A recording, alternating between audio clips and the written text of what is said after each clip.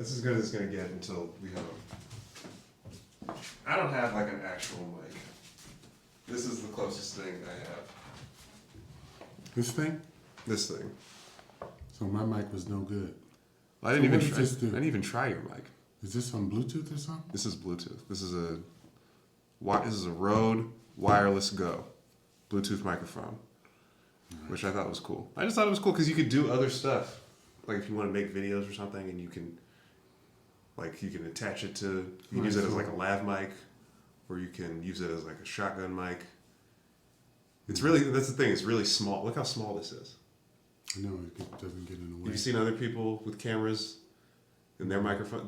They got these cameras like the size of this water bottle, and the microphone is like the size of the phone. And it's just, this is small. And I think it works.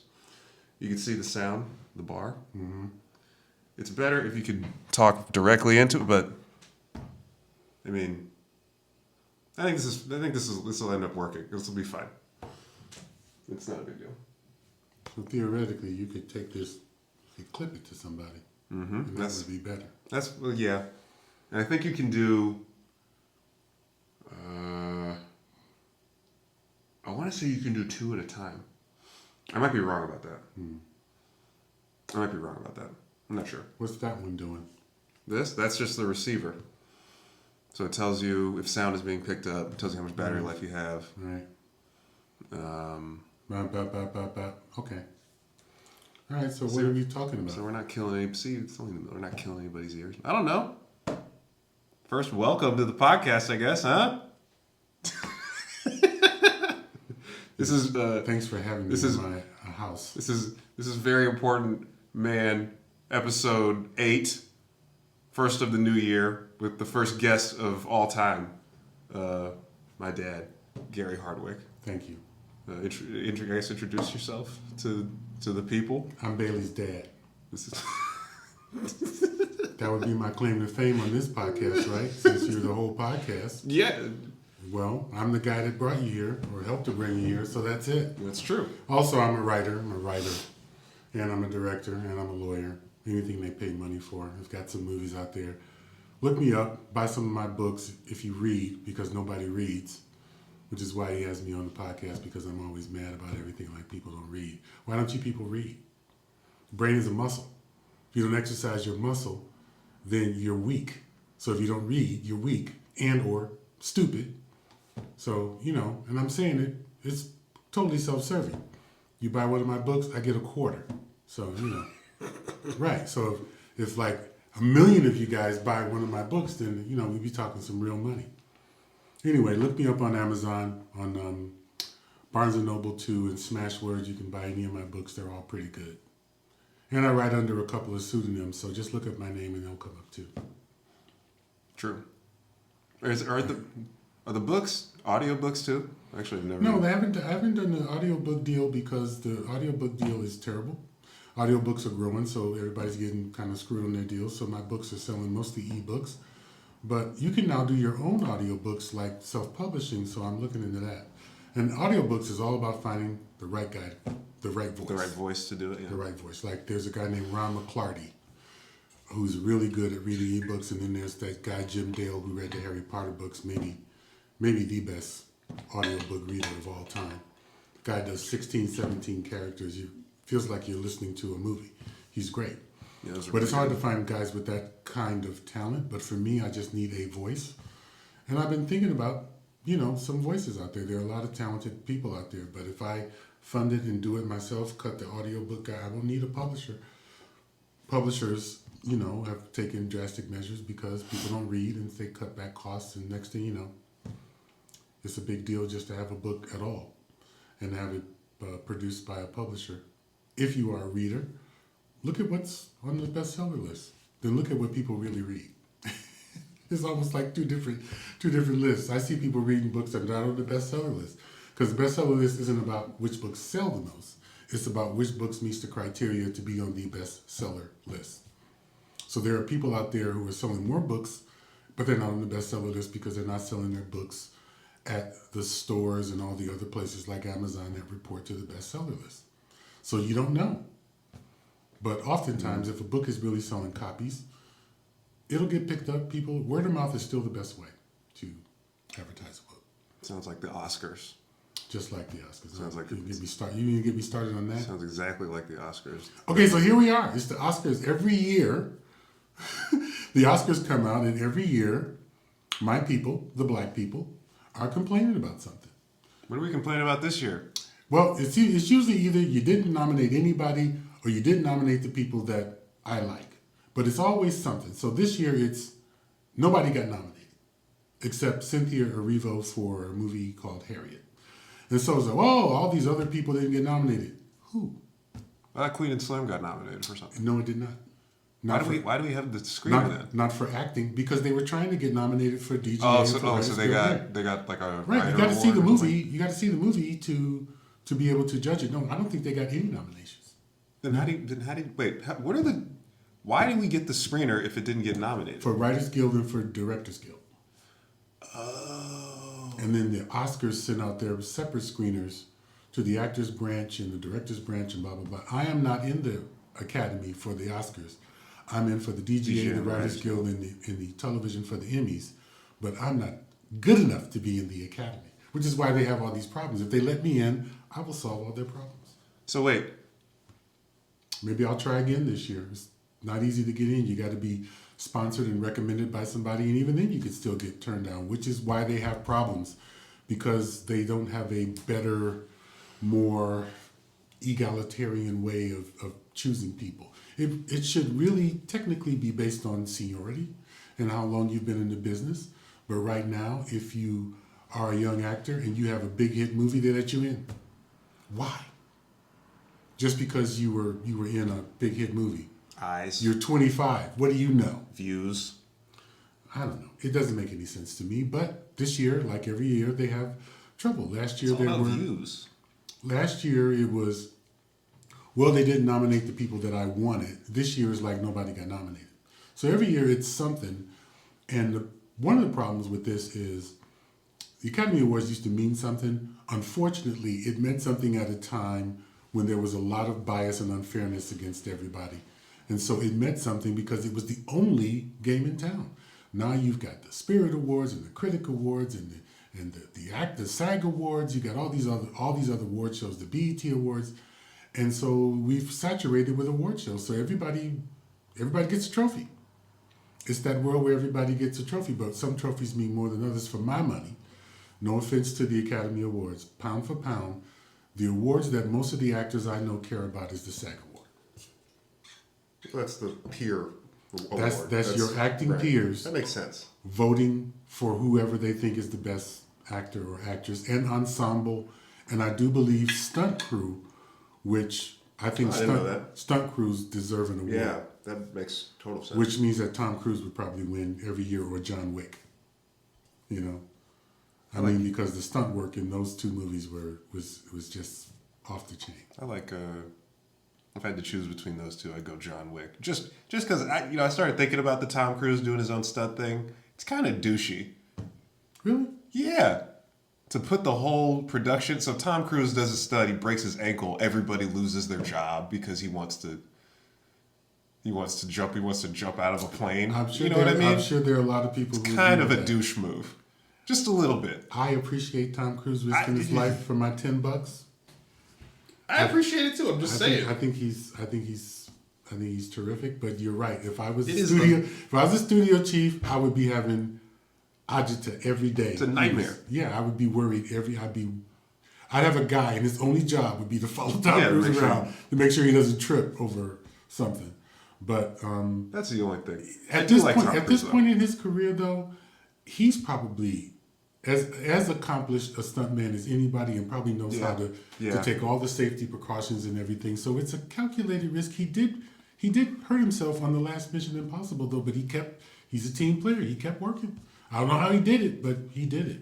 I do appreciate Tom Cruise. I appreciate Tom Cruise. Me too. Because he's an actor that knows how to run. I hate actors that can't run, and I'm supposed to believe that they're an athlete. That's true. I hate it so much. Tom Cruise is a good runner. He can run. I hate watching movies where they're like, "Oh, he's been trained by the CIA for the last 5 years." His entire life has been Then he runs like a spastic kid in junior high school. Yeah, I know. He runs like I haven't mentioned any complete names, but there's some bad runners There's out some there. terrible runners. You know, Very bad. You know who got hurt recently on a thing that I'm sure is going to be bad when it happens is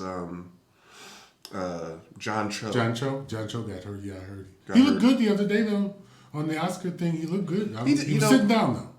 He got hurt doing Cowboy Bebop, some kind of knee injury thing. Well, yeah. I think I was. By the way, John Not Cho, sold. perfect casting for Cowboy Bebop. I know. I was not sold, and then I started thinking about it, and I was, you know what? I actually think he might be able to pull that off. He could be really But the thing about Cowboy Bebop, if they have to get the music. If they don't get the They music, don't get it's the music over. right, the fans are gonna Literally, really I'm gonna turn on them. I'm gonna turn it on. Cowboy Bebop's the only anime I know where people own the album and they don't really know the show that well. Yeah. They just like the music. The music is Is half everything. of the show. Is Yeah.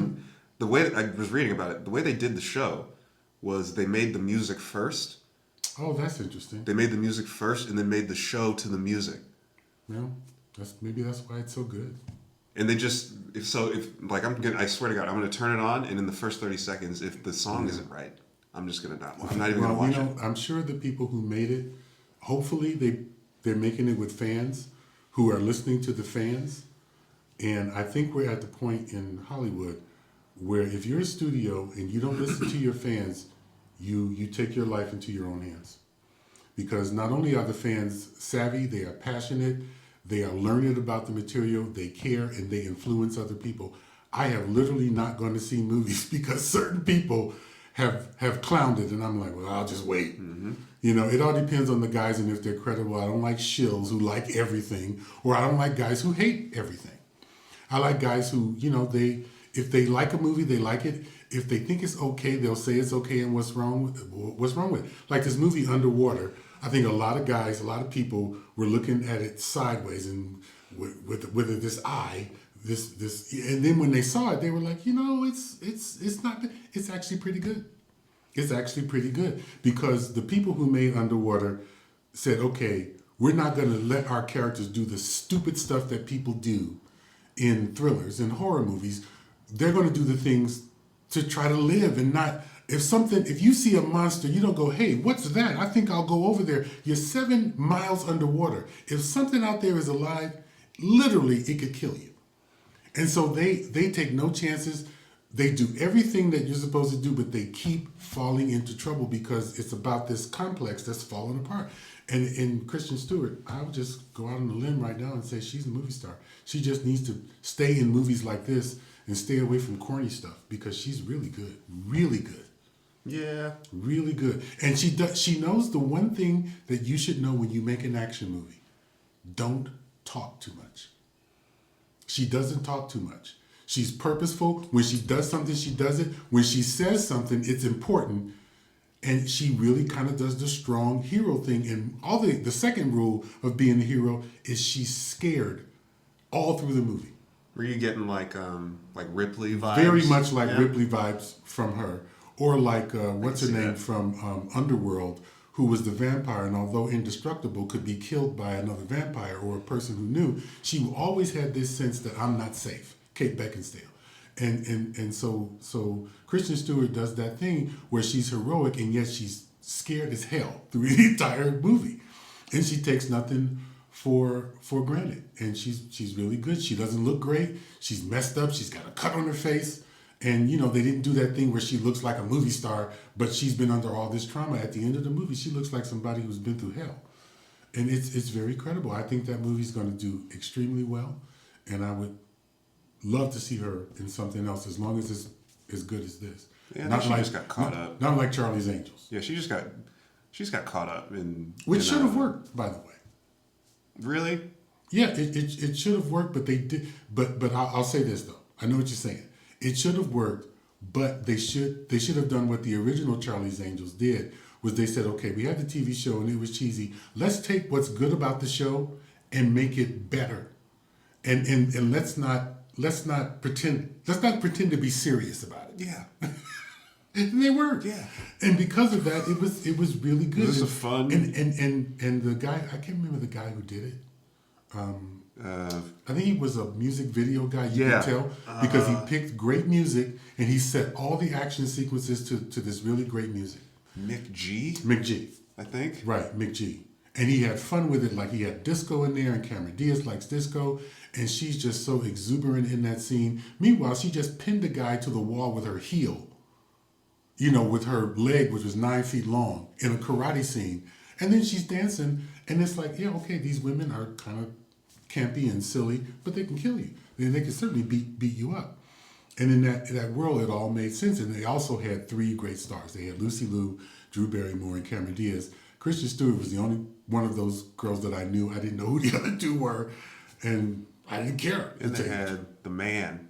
And they had Patrick Stewart. No, they had Sam Rockwell. Oh God! Yeah, they had Sam. I forgot about Sam Rockwell. Yeah, they had Sam Rockwell. They had Matt LeBlanc, and they had Crispin Glover. Crispin Glover was the guy. Was a really good villain, the creepy guy. They're really good villains. And he was very credible in the action part too, because Crispin is long and tall, and he's really very graceful.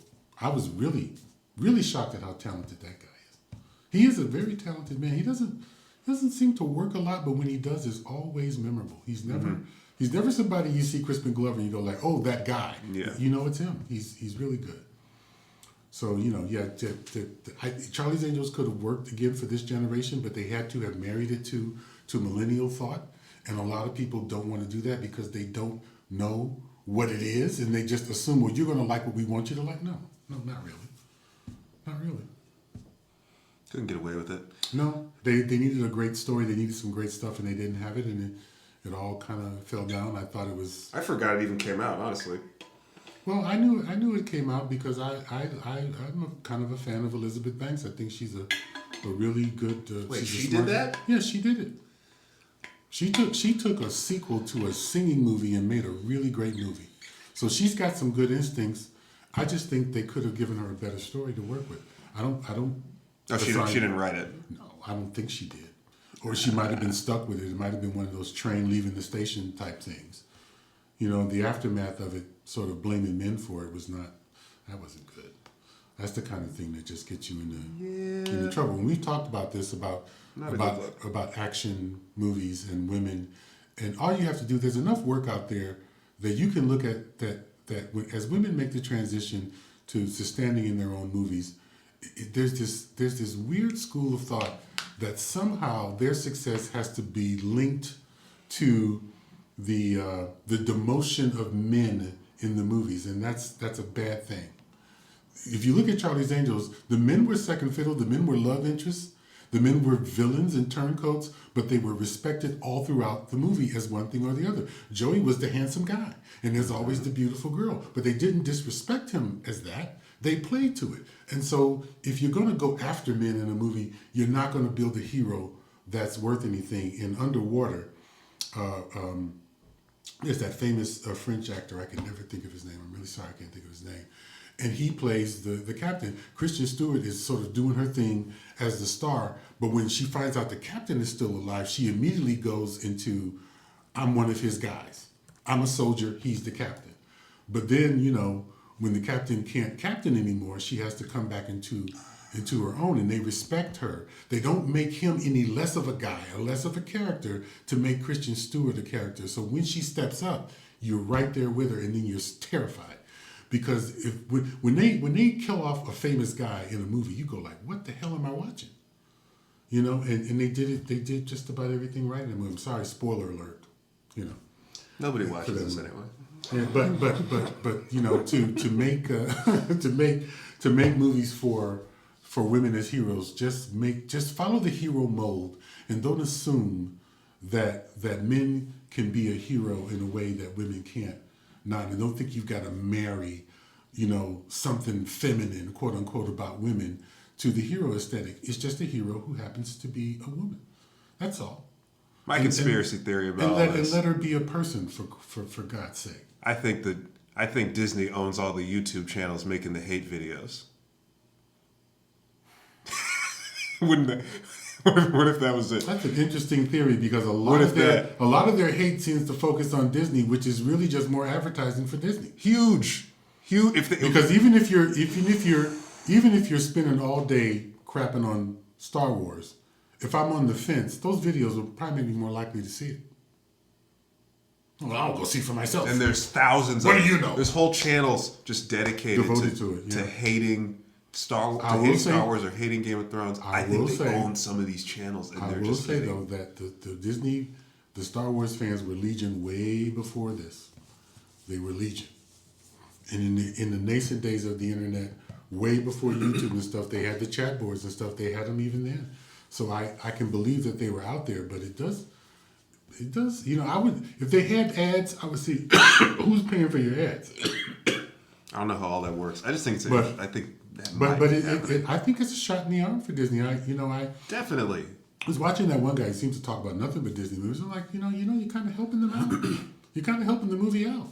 And Star Wars is close to $1 billion. I don't think they've gotten there yet. But it's hard to say that any movie is not successful when it makes that kind of money. Yeah. Which is why the backlash against Joker is just astounding to me. For people to say, "Oh, Joker doesn't deserve its nominations," and then Joker was going to get some nominations if he didn't make a lot of money, just because of that performance by Joaquin Phoenix and the direction and the writing. But it got so many nominations because it made $1 billion off a $40 million budget. When a movie's that big, people look at all the aspects of it and say, "Oh, maybe that's why it's good," or "Maybe that's why it's good." And so the 11 nominations is really just a point of it being wildly successful. But it was going to get 3 or 4 anyway. So it got another 7 or 8. Why is that crazy? And I don't understand why people have this hard on for Joker. I don't understand who's offended by that movie. Then be offended by Taxi Driver. Be offended by, all the movies that sort of take society to task for what it is. I never really. That's crazy. I didn't really understand. Be offended how at people were offended Snowpiercer. by it. It just or Parasite, which in a funny way tells exactly the same story as Joker. Kind of actually, yeah. Yeah, it's just that Joker lives in that world underneath the nice house, and then he comes up and goes on television and he becomes Joker. So I in terms of performance, I don't know who's going to beat him. This will be interesting. 2 guys win Oscars for playing the exact same for playing the same guy. That's going to be really interesting. So people can't say that comic book movies don't have cinematic quality to them on a grand scale. It all depends on how you tell the story. It depends. Yeah, I didn't agree with Martin Scorsese when he said that. When he said the thing. I know what I get what he was saying. I know what he's saying. But to say that that actors aren't acting in them, it's like, Well, what's ironic is I don't know about that. when Martin Scorsese and all those guys in the 60s came along, the old Hollywood from the 40s Yeah. and 50s said the same thing about him. It's like, Sure. "Oh, did you see the Mean Streets? What is that? That's not movies. That's not cinema. It's just a bunch of guys cursing." That's what they said Just a about bunch of Martin guys Scorsese. talking. Yeah, it's they said the same thing about him. But I do old. I do agree with him that not all the comic book movies have that sort of cinematic quality that you want. Like Avengers Endgame had Robert Downey Jr. and Tony Stark was having that moment. And there was some cinematic quality to it. Civil War, the same way. Some of them have it. I know what he's talking about, but the other kind of movies, they're fun too. It's just, it's like Martin Scorsese forgot what it's like to be 20. When Yeah. you're 20, there's certain kind of movies you like. You say the same thing about John Wick. There's a reason why he made this one now, and he made Goodfellas first. Yeah. Goodfellas, it's not this. Goodfellas, it's the happy version. You look at this is Martin Scorsese at the end of his life. Look Yeah. at the last shot of The Irishman. There's an old guy sitting in a wheelchair. The door's almost closed on his life. Martin Scorsese's an old guy. And he's been telling this same story. The Mean Streets, Raging Bull, Taxi Driver, all the young Martin Scorsese. As he peaked as an artist, Goodfellas, his masterpiece. Goodfellas, Casino, Last Temptation of Christ. These are all the best of the best of what he's done. The Irishman is really good too. It shows that the guy still got it. But he's the lion. He's the lion in winter, and I appreciate Clearly him at the end. And I wish I could say this guy is the new Mark, but I don't. Yeah. I don't see him. I don't see him either. Not yet. I don't know. I mean, but Tarantino. He's out there. Tarantino is a different version of a Martin Scorsese, and his movies have that same quality. Even the movies that he makes that don't blow me away, I still like. I like The Hateful Eight. I appreciated it for what it was. It wasn't Django. You don't think he's done? I thought he said he's done. He said he was. I think he's got. I think he's got a few more movies. I know. I mean, at least as a fan, what I want him to do is I want a Star Trek movie. I want him to do Kill Bill Volume 3. And then, you know, maybe go fishing. After that, I'm good. Yeah. I would like a couple more from him. I wouldn't mind, you know, another movie like Inglourious Bastards, maybe from a different war, maybe from Korea or Vietnam. That might be interesting. I don't know. It's up. You mean he's got. I don't know what goes on in that head of his, but when something comes out, it's usually pretty Yeah, pretty I good. think you might be right. Even Once Upon a Time in Hollywood, although not Which I watched again, and I liked more the second time. There's a whole other movie going on in there that I didn't realize until I started watching supplemental stuff about it with Leonardo DiCaprio, and I should know better. Leonardo DiCaprio doesn't take a role just because it's a popular thing to do. He took that role for a reason, and he's playing a character. That guy, there's a lot of actors that could have been. The transition from old Hollywood to new Hollywood is what he was going through. Out of that came Clint Eastwood, The Man with No Name, spaghetti westerns, and all of that other stuff, which led to Dirty Harry, the Renaissance, the Easy Riders and Raging Bulls of the 70s, and Scorsese and those guys. And this is what happened. And the demarcation of that to some people was the end of innocence when the Manson family murdered Sharon Tate. When the reality of what America was came and literally killed the fantasy of what it was. And that's what's happening to Leonardo DiCaprio's character. And in a funny way, it's maybe one of the best things he's done. I mean, he's almost perfect in it, but that's Leo. I thought he should have won for The Aviator, even though Jamie Foxx won that year, and perhaps deservedly so. But the Aviator, the slow breakdown of that genius to that guy you see at the end, Howard Hughes, is one of the. It's a masterpiece of acting. But he's just been on the roll for so long now. It's like, dude can do. He can do whatever he wants. I shudder to think of him in a Marvel movie if he could find one to do. He could have played Joker. He would have been a good Joker, I think. He gives us all. That's an interesting idea. I think they wasted Jared Leto in that one movie as Joker. I think he'd be a good Joker too. They wasted him in the movie, but he's playing Morbius in another movie, and I'm actually looking forward to seeing that. What is that? Morbius is a vampire.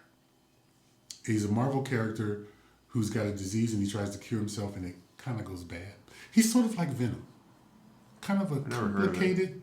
Oh, Morbius is I think he's a Spider-Man villain, but he's not really a villain. He's complicated, but they picked the right guy, and it could be a really good movie. I'm looking forward to that, and Vin Diesel in Bloodshot, another good movie, another good comic book character. You know, the guy who can't die, doesn't know what he is. Sort of like Jason Bourne. Looking forward to that.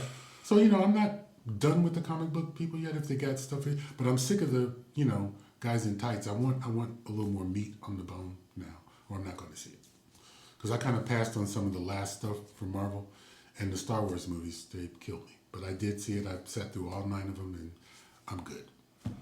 If they make another Rogue One, maybe I'll go, but if they continue down this, I'm not with them. That's what I've been watching. I've been watching the Clone Wars. I got the first 3 seasons. I was thinking about going back and watching those. Those are really I got the first 3 cartoons. seasons. They're really. I forgot how good they were. They're really good. All the cartoons. How come? I should start a production. Somebody should start a production company that just they just buy the scripts of the cartoon guys, and then they just make movies out of those. Why is nobody doing that? I've been saying that for years. But I think it's because there's a division. There's a divisional. I don't know. Maybe a corporate separation between the animated guys, Paul Dini, and those guys who I think are brilliant, and they are underrated as storytellers and writers. They're some of the best writers and storytellers in this business, and many of their movies stand head and shoulders above the live action movies. And to the point, Marvel movies good, Marvel animation not so good. DC movies iffy, DC animated movies masterpieces. Incredible masterpieces. The Justice League movie from the 1950s is just as good as Watchmen, just as meaningful. They should just take that script, go back and do it. And I don't know why they don't do it. And some of the Batman movies, Under the Red Hood, oh man, get out of here. Phantasm, They should just do They should just do Phantasm. So good. Phantasm is great, and even stuff that was secondary, like God, that would kill right now. Return of the Joker, Mystery of the Batwoman. Remember that? Yeah. Where they were 3 women and they were all Batwomen. I mean, what are they doing? I have no idea. I have no idea. And the actors who do the voiceover work, I just saw a little documentary on all the guys who played Superman. And as a character, Superman is always sort of underrated, but I still think my favorite is probably Tim Daly. Tim Daly for voiceover work. And then you have that guy that does Batman. Nobody can touch him. But there've been some other guys who've been pretty good as Batman. But there's that one guy. He is Batman.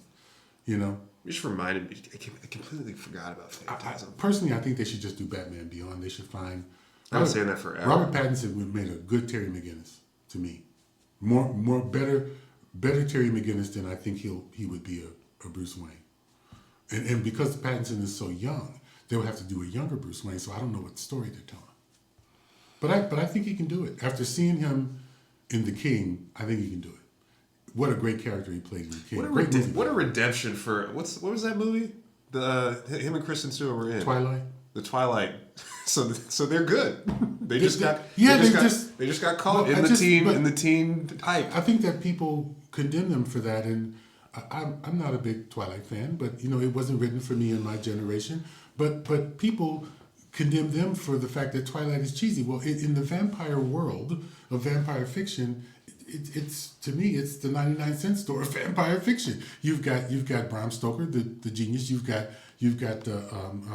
I Am Legend. You've got Stephen King in Salem's Lot. You've got Anne Rice's vampire books, which are great, or even the True Blood books, the Sookie Stackhouse books. But Twilight is drivel, and so they do it. They get great actors. They put them in that. It makes a bunch of money, and then they get tagged with not being good, but they're both good, especially Kristen Stewart. So stop hating on her. She's good, if not great. Who knows? She might be great. I heard she's got another movie called Personal Shopper or something that's really good. I haven't seen it, but now I'm going to see it because she's pretty good. And somebody, it's like John Wick. Somebody give that woman a gun. I think she would be a really good detective or something in an action movie. She really knows how to do that thing, the strong silent type thing. She's good at it. I know why they're not making these. Everybody's not good at it. It's a lot of. By the way, if you like women action movies that people are sleeping on, there's a movie called Peppermint. You should see. What is that?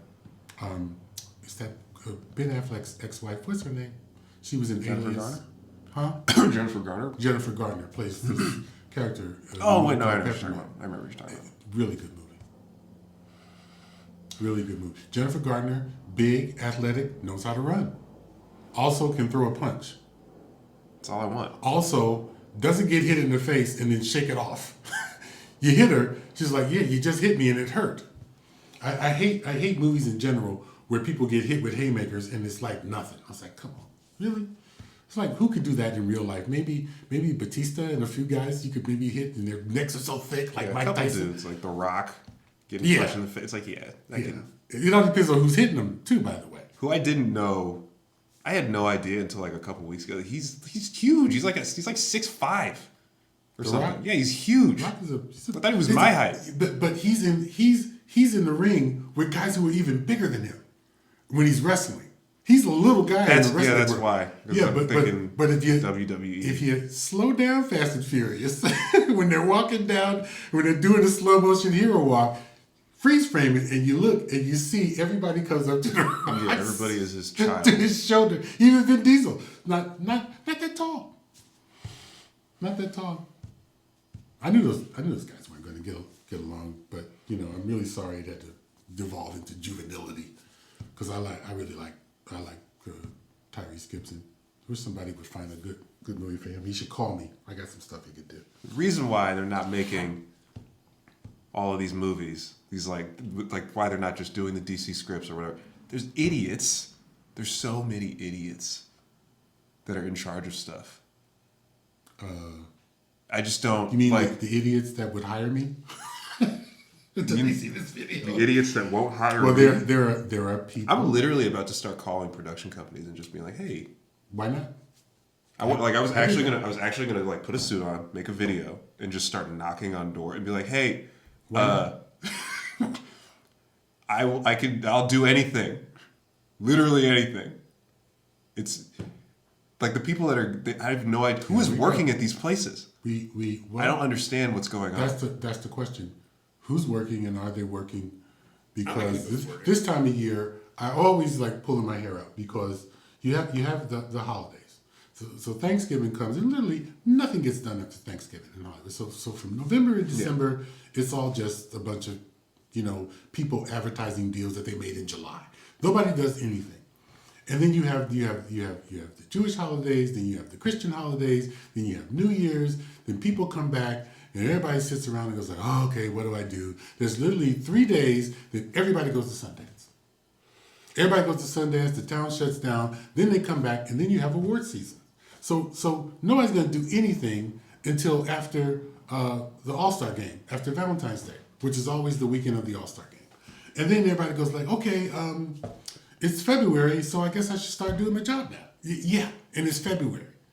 It's maddening. And that's because there's no competition. If you look at Hollywood, it's the big tent, and then there's nobody else. Nobody competes with the entertainment industry. America has one entertainment industry, and they compete globally. Nobody can do what we do. Nobody can make movies on the same scale. When they do, sometimes they make there's these big hit movies out of China and India. Those movies, for some reason, never seem to come to this country because we don't want the competition. Within the dome, there's competition between people, as we saw with HBO years ago and now with Netflix. And that's okay, but it's not a real competition. All these streaming services can't survive. They're all going to collapse. They're all going to start buying each other and making deals, and we're going to end up with 3 or 4 companies controlling everything like we always do. The reason why there's frustration is because there's no competition. When there's competition for everything, including talent and including material.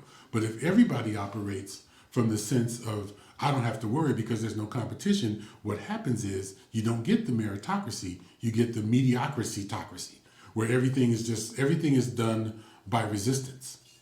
It's like, oh, I got to make this movie because the rights are running out. Oh, I got to make this movie because there's a star in it. Oh, I got to have another reason to make this movie other than the reason I should make it because I know it's good, because the first rule of Hollywood is nobody knows anything. And that's because, and we're right back to the beginning of the video, nobody reads. Nobody reads. You're an executive, you make $250,000 a year or more, and then you get so many scripts that literally, if you read them all you would do is read. So they got reading services and readers who do readers and judge it on the forefront. So the fate of some guy who pours a year of his life into a script is in the hands of some college student who's getting paid pennies to read a script, doesn't want to do it, knows they got a report on Monday, and at 6 o'clock starts reading. Literally, me out of college in the summer. And he's like, I'm going to read 15 pages of this and decide. Then I'm going to read the end and decide to cover myself. So people don't read. I can tell when somebody's read my script, and I can tell when somebody's read coverage of my script. Even if they like it, I can tell if they've read it. And so people say, oh, I read your script, which means I read the coverage of your script. And then they start talking with all the buzzwords that people use in coverage, and you can tell. So people out there, executives, if you're watching this, you said nobody's watching, we know when you've read our script. And for me, it has been when people actually read my stuff, I get a deal. It is, sometimes you can have an idea that's really good and it just sparks interest in people. That's how I sold the Christmas movie. It was just a great idea, if I do say so myself. I just didn't ever think of pitching it. I was going to write it first because there's 1,000 holiday movies and they're all the same. I just thought, how come nobody ever did this one? I don't know. There aren't very many holiday movie ideas that nobody's ever done. They've done everything, literally. Now they got to the point where they're all the same, and I think mine was bought because it wasn't like all those other holiday movies. And all it really is a theatrical movie. And they don't make Christmas movies like they used to. They don't. 20 years ago, they might have bought it, maybe even 10. But now to sell that idea, I would have needed a big star. And I didn't have one. All I had was a really good idea, but I was in the right place at the right time. And some lady heard it, and she went, I remember she actually said, I never heard that one before. She bought it. Because she had never heard that one before. Because they're all the same. And some of them are actually pretty good. Here's a question. How did you sell your first script? I have friends that want to be writers or are writing stuff, but they have no idea. There's no idea how to. Well, you want to hear that? We got time. We got time. I'll tell you that story. I know this story. This is what was told to me by the people who bought it. I was mad because I couldn't sell my first screenplay called The Brothers, which eventually I did sell and directed. That was the first screenplay? That was the first screenplay I wrote. I didn't know that. And I couldn't sell it. And everybody kept saying that it was weird because it was a movie about 4 black men, but it felt, I mean, literally Miramax. Also, when was this? This was in the late 1990s. Okay. And literally people were saying, it sounds like a white movie with black people in it. That's literally what they were, and I was like, what does that mean? It's just, what they meant was that it was witty, intelligent, they had money, the characters were all professional men, and it felt different from the hood movies they were doing then, but it had black people in it, and we don't know how to sell it. We know how to sell Boys in the Hood, we know how to sell, Friends. We don't know how to sell something that's like Friends, but with black people. It was crazy, and I was mad. And I was like, this is literally how it started. I said, okay, I know what they want. They want me to write some stereotypical garbage. So I'm going to write some crazy stereotypical movie and just get it out of me, right? So I sat down, and in 7 days, I wrote a movie that became a movie called G's Trippin'. And it was in my head that I was going to write the most ridiculous, stereotypical, offensive thing that I could. But what came out was a very sweet movie about a kid who was terrified that he wasn't going to make it in life. And in his fantasies, he was this stereotypical guy. And what I did was I really did a remake of a movie called The Secret Life of Walter Mitty, a Danny Kaye movie from the 1950s, or a British movie called Billy Liar. And so it came out, and it was funny. And I thought, okay, it's pretty good. I'm going to try to sell it. So I literally gave it to my agent, who sent it out on a Friday night to just a few places, and literally everybody passed on it but one place. And this is what happened at this place called Beacon. There was a producer there named Caitlin who got the script and was like, didn't want to fight the traffic. So she says, well, I want to read, 5 or 10 pages of this damn script that they want us to read. And so she starts reading the script and she starts laughing. Literally, people are like, what's so funny? She says, this script. And so one of the assistants there, a guy named Joe, I think, says, oh, let me read it. So she makes a copy. Joe starts reading it. Joe starts reading it, and he starts laughing.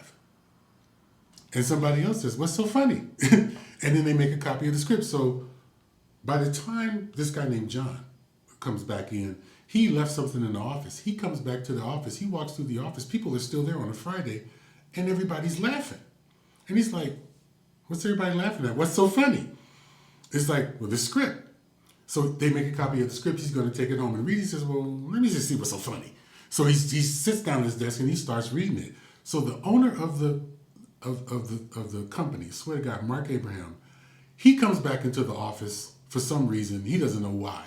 He comes back on the Friday and he's like, where's everybody here? Well, why don't you guys go? And they're laughing. And he's like, what's so funny is this script is so funny. By now, Caitlin's done with the script, and she's like, this script is hilarious. And he's like, well, send me the first 25 pages, fax it to me at home, and he leaves. So by then, all the other people have read the script. They all think it's really funny. Mark Abraham doesn't read the script. He gives it to his wife. They're laying in the bed. He's watching TV. He's looking at his phone. She starts reading the script, and she starts laughing. And he's like, is that script? He says, yes. He said, this is pretty funny. And so then he reads it. He thinks it's funny. He calls Caitlin at, 11 at night and says, send me the rest of the script. He finishes the script that night. Monday comes. He calls my agent, buys the movie. So when people read my scripts, I get deals, but they have to read it. This was the flukiest of fluke things. Now, if none of that had happened, Caitlin would have read the script, come back Monday and said, everybody should read this script. The same thing might have happened. But in this particular case, it was just so fast because it was a coincidence that everybody was stuck in that office on a Friday. So I can thank bad traffic in LA for selling my first script. And that led to them buying another script for me. That led to The Brothers getting made. Because by then I was confident. I went back out with The Brothers. It got bought by Screen Gems. It took me a year to develop it. But by then I said I wanted to direct it because I didn't trust anybody to tell the story. The Brothers is a very delicate mix of emotion and humor, and I didn't think anybody else would get it but me. And it turned out to be a good movie. And some you could say it's luck, but it's luck meets opportunity. When the opportunity came, and then everybody went, "What else does he have?" I was like, "Are you kidding me? I got this," and I just dumped all these movies on my agent. I've been writing all this stuff all this time. So my thing is for writers, don't invest everything into one script just because you love it, because you're probably not going to sell the one you love first anyway. Just keep working. Just keep writing. You get ideas, just do them. Just keep doing them. The movie I sold, the Christmas movie, it was on my little idea sheet. I thought it was a really great movie idea. Every year I would say, I'm going to write it. I'm going to write it. But nobody buys holiday movies. So I went to sell another movie to this lady at Mar Vista. And she liked the idea, but it was like, well, I don't know. Let me take a look at it, blah, blah, blah. And then she said, what I really need is a Christmas movie. And I said, I had a Christmas movie. She said, really? I said, yeah, I have one Christmas movie. And I pitched her the movie, and she bought it. And this is a very simple movie because it's going to be shooting in 2 weeks in Canada. I said, I have a movie about a guy who never stopped believing in Santa Claus. And as he got older, he stopped asking Santa for bikes and action figures, started asking for money and cars and all kinds of stuff to help people. He's 35. Every year, Santa sends him $10 million. And nobody knows where he's getting the money from. And so some reporter is assigned to find out where that money's coming from. And if she finds out, she kills Christmas. And everybody's laughing, and they bought it. I just thought, because really, holiday movies are really movies about faith. So here's a guy. Everybody has that moment when they realize there's no Santa Claus, or their parents tell them there's no Santa Claus. What if a guy his parents never had the heart to tell him? It's like, it reminded me of Big. And, because Tom Hanks becomes a grown-up, but he's a kid in a grown-up's body. But he still has that sense of wonder about him. So this guy, Eric, who they call Eric Christmas in New York, is just a big kid who never had to grow up. And he never had to have a job, and he spends all his time helping people. So he takes all the money Santa gives him, he gives it all away, and every Christmas Eve, Santa just sends him a bunch of stuff. And it reminded me a little bit of It's a Wonderful Life. And so if you got a good idea, I really should have wrote it. I just got lucky and sold it. I've got, the heartbreaking thing is when you have an idea and you love it and you can't sell it because people don't get it, or maybe it's just not commercial. I got a lot of stuff like that. I think a lot of people I know that write aren't writing a lot of different stuff. They're writing innovative stuff. Hollywood wants to make the same stuff over and over again. We know this. Well, yeah, because money. Yeah, because money. But it's okay. We're all telling the same stories over and over again. Is there really a difference between John Wick and Death Wish?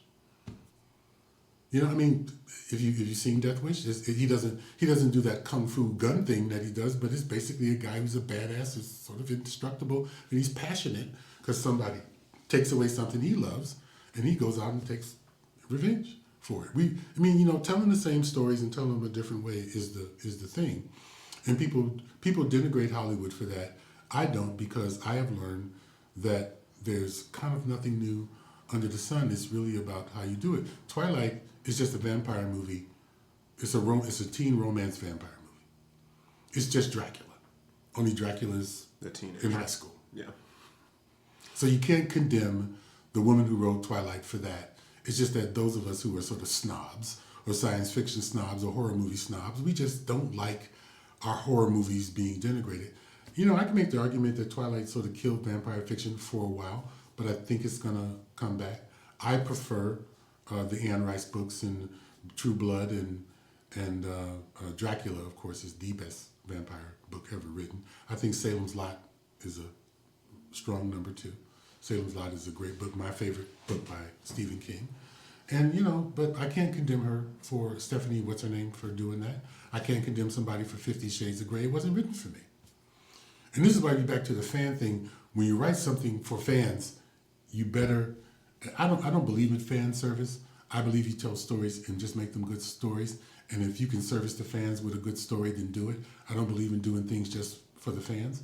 I don't think fans want fan service. They want it, but they want it to be clever. They don't want you to do it to just do it. You know, look at the Mandalorian. You could say Baby Yoda is fan service, but it was terrific. By the way, Best part of the show. by the way, the Mandalorian, Lone Wolf and Cub. Have you seen that? Nope. Lone Wolf is a samurai who travels with a toddler in a baby carriage, just like the Mandalorian's floating baby carriage. How old is that? Lone Wolf it's from the 1960s, and there's a bunch of them.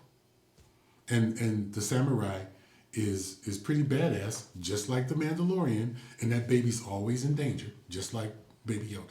Now the baby in Lone Wolf and Cub can't lift a rhinoceros, but the baby represents innocence and the protection of innocence. You forgive the samurai all the terrible things he does because he loves that baby. When I saw it, I just started chuckling. I was like, Lone Wolf and Cub. Very interesting way to do it. But there is nothing new. I'm not saying that they stole it or anything, but I bet you Favreau has seen Lone Wolf and Cub. It's really good to do, and it's good. The Witcher, I don't know what that is, but you know, it's good. I'm so confused by it. I don't even. I like The Witcher. I'm just gonna have to. You know what? You know what? Figure- You know why it's so weird? Because it started as short stories, like I told you, and then the short stories actually took place in the timeline of the books. That's why they go back and forth, because he started with stories and they didn't find a linear timeline, and so somebody I think correctly decided not to do the show that way. It's just a more challenging show. It's not a show for stupid people. It's a show for people who have to sit there and figure it out. And when you do, the second time I watched it, I was like, oh, I get it. He hasn't met her yet. Right. So then they all get together. So second season is going to be better because now they're all it's all caught up and it'll be more clear. And it took me a while to understand, like, a lot of time has passed, by the way, because The Witcher doesn't age and neither does Yennefer. Right. Yeah. It took me a while to figure that out, and I was like, I kind of don't understand what's going on. But then after I figured out that the timeline thing was happening, I was like, oh. It's really tragic when the lioness and her husband dies, and because of the way they tell the story, you don't get how tragic that is until later. Right. You have to go back and watch the first part again. It really is tragic. That queen's character arc is actually pretty good, worthy of the character arc of the queen, the evil queen in Game of Thrones, in a way. But you had to make some sacrifices. Let's talk about Game of Thrones, by the way. I think, in retrospect, that last season of Game of Thrones has ruined the watchability of the entire series. Multiple times I've gone to HBO Go to like start watching it, and I can't do it. Can't do it.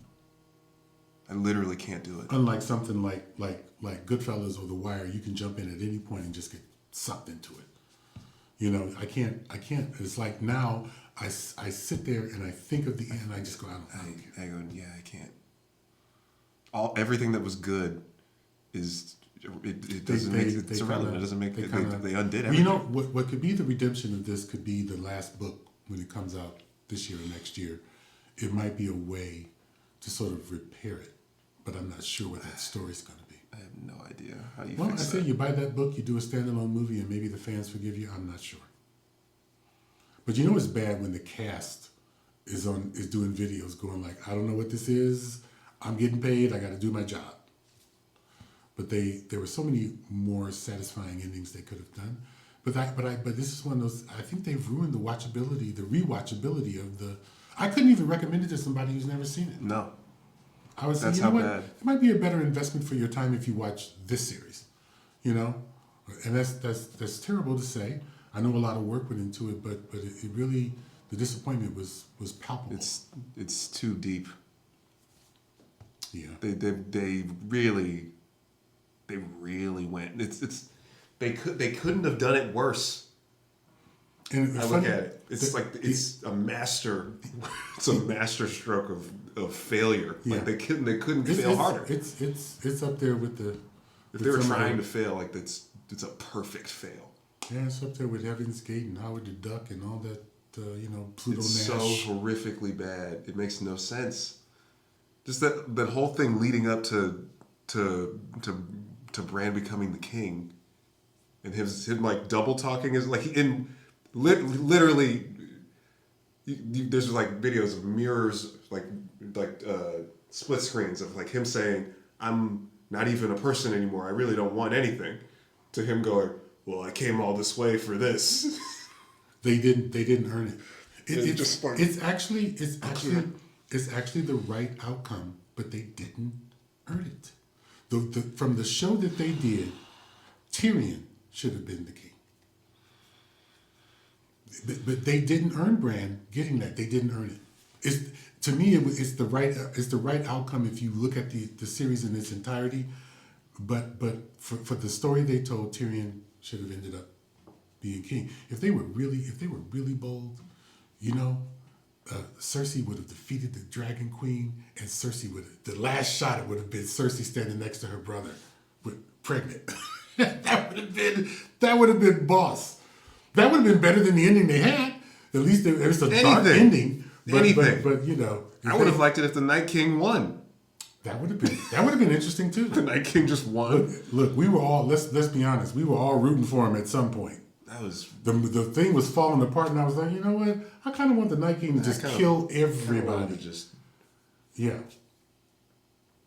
It just they I don't know. Sometimes you have these guys and they Why'd you have this remind me of this? power. I had gotten Game of Thrones out of my. Yeah, I know it's my bad, but I brought it up because I think it's a case where the ending of the show is so disappointing that it has ruined the watchability of the show. You look at shows with great endings like The Shield. I think that's a good ending. I can watch The Shield because it had an ending that I didn't see coming, but it was an ending that was satisfying. Yeah, to wrap up a show, it's not easy. I mean, I remember people really crapped on the Seinfeld ending. I thought it was brilliant, but that's just me. They go to jail for being bad people. it's like that's a comedian's ending. Let's talk about comedy. You want to talk about something? So we were talking about the comedy and political correctness. Everybody's talking about that now. It's funny how everybody's talking about, you got the PC people and the social justice warriors and nothing can be fun. Everybody's saying that, and yet everybody's participating in the destruction of comedy and what can be funny and what can't be funny. If we all know that we've gone too far, then everybody step back and let people be funny.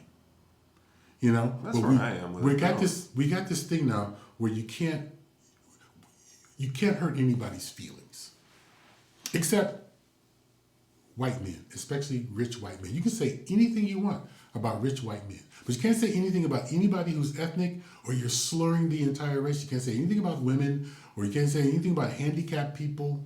The only people who you can make fun of with impunity now are white men, especially rich, powerful white men, because, he can take it, he's got money. Well, what if he's got tender feelings? What if a billionaire, what if this Bloomberg guy is really sensitive about the fact that he looks like a shriveled up thumb that's been in the bathwater too long? And I make a joke about that. What if I hurt his feelings? His feelings don't count because he's got money? Absolutely. He's got so much money, he could just go out and buy him some happiness. It's insane. And so it's hurt comedy. Some people made the argument, well, comedians have to be more clever now.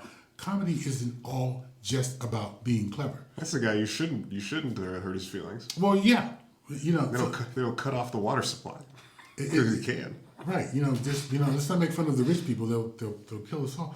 So it's sad because, I see comedians and they have these specials and I see them struggling to have things to talk about. And so many comedians, especially like if they're famous, it's like the first 20 minutes of their act is about being famous. It's like, I don't really want to hear about your life being famous. But I think at some point you run out of stuff and you say, well, this is what it's like to be me. And then, as a fan, you want to catch that comedian when he still has something to talk about, when he still is talking about his life and talking about things. How Bill Burr has managed to stay angry and Louis Black has managed to stay angry for 4 decades is beyond me, but I'm glad that they are, because they're still turning out really fun stuff. But neither one of those guys do comedy that I would consider to be remotely safe. They just get to a point where they go, I don't care. Or they get to a point where people sort of accept that's who they are. How does Ricky Gervais go on television and say all this stuff he says? And he's spotless. How is he the one who can say it? This political correctness thing is falling off. It's not really. It's a phase. And again, from the world where everything has been done before, censorship happened before, when they had the blacklist back in the 50s and the 60s and stuff, and then we got over it. I am in the trenches of the LA comedy scene. The the political correctness thing is it's a fad. It's not like a real. It's been good. It's not real. There are still plenty of Well, unsafe me and Mom were just talking about this. And unsafe comics. we were saying that they should just do underground shows. And I think some people are doing that. They're They trying do. to do underground shows. They've Should. They've been doing shows like that. Been good. I'm sure the people that are going there, their stomachs are tight after they've been laughing so much because they can just let it go out. Yeah, And because now, it's if I'm in a meetings or something and somebody tells a joke that's borderline, I'm hesitant to just spontaneously laugh. Not because I'm worried about being judged, but I'm worried that it's going to, dampen the scene. And now people can't say anything. People are so guarded when they talk, and guarded about everything else. you're talking to a Los Angeles comedian. People are not guarded where I'm at. Then they shouldn't be. Not in this. Not They in the shouldn't place. be. Not in the places where I'm at. No, years ago when I did, I wanted to talk to you about crazy. when I did comedy, people could say anything. White guys could say the N-word. The black comics would laugh How many crazy? and tell them they're not saying it right. How many crazy people? What was your experience with literal crazy people that were doing stand up? I can remember two. That sounds about right. And one guy was. It turned out he was a doctor. What? He was a surgeon. Like operating on people. Oh, okay, And he wait. How is he crazy? How? His comedy was just off. He was bombing a lot, but not with the comics, because everything he did was so crazy and so offensive and so off the wall. He was blowing off steam from his job, and it was like the owners would put him up just to see him go up and tell his crazy. And he never performed sober. He was all, and I was like, the funniest joke is that you're a surgeon and you're drunk, But apparently he's a pretty good surgeon. But I don't think he was like the lead guy. The other guy that stays with the. I don't think he was the lead surgeon. But we found out he was a doctor, and I thought he was kidding. He would say that he was actually a doctor. But his it was just all filthy and jokes and cursing and. But like actual jokes. Not really jokes, but just like old Borscht Belt comedy, filthy, dirty. What was that joke that they tell, the sophisticates? Just bad jokes. And he would never care if the audience laughed or not.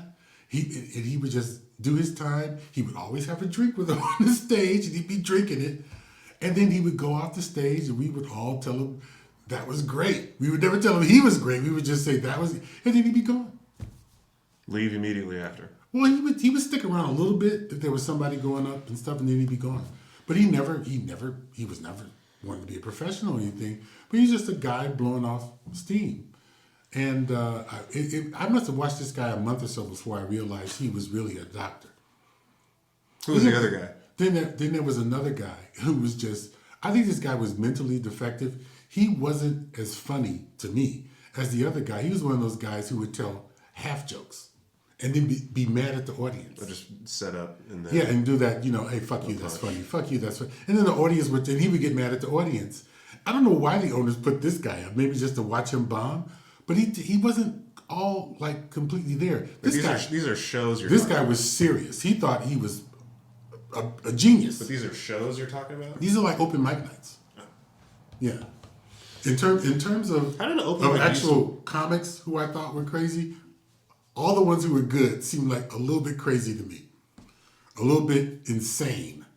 Wait, so when you moved out here, were you doing open mics? No. Well, for a while I was doing it just to meet people. Oh, there was this one guy he's dead now. His name was Eddie Strange. He's really funny. And it turns out he was crazy.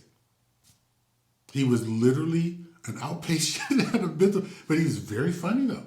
Eddie was very, very funny. Another guy who drank a lot when he performed, I don't know how he did it, how he performed so well when he was obviously inebriated before he went up. And boy, this guy had a ton of, I think he was making up stuff and he would be funny. He was great. Comics liked him. The owners loved him because the guy could do 3 different shows in a weekend. 3 different shows. I thought he was an amazing writer, and he never wrote anything down. He had a great memory. And then Eddie was sick, and he tried to kill himself, and then he died, I think. But so I was doing the going up. I was just hanging around the store. I don't think I ever went up at the store. It was just a good place to hang. And there was a club called the Comedy Act Theater, and there was another little place where they did comedy. But I just did it to meet people because you couldn't make any money out here. I was used to making money. I came here to be a writer. And your goal was not to be a comedian. Your goal was to be a writer. I want to be a writer. But I did want to meet comedians and stuff, and some of those comedians actually did become writers. To be a good comedian, you got to be some kind of a writer, or you got to at least know a good joke or how to craft and write a joke. And I went up at the Comedy Act Theater the first time when Robin Harris was working, and I was getting heckled by some football players.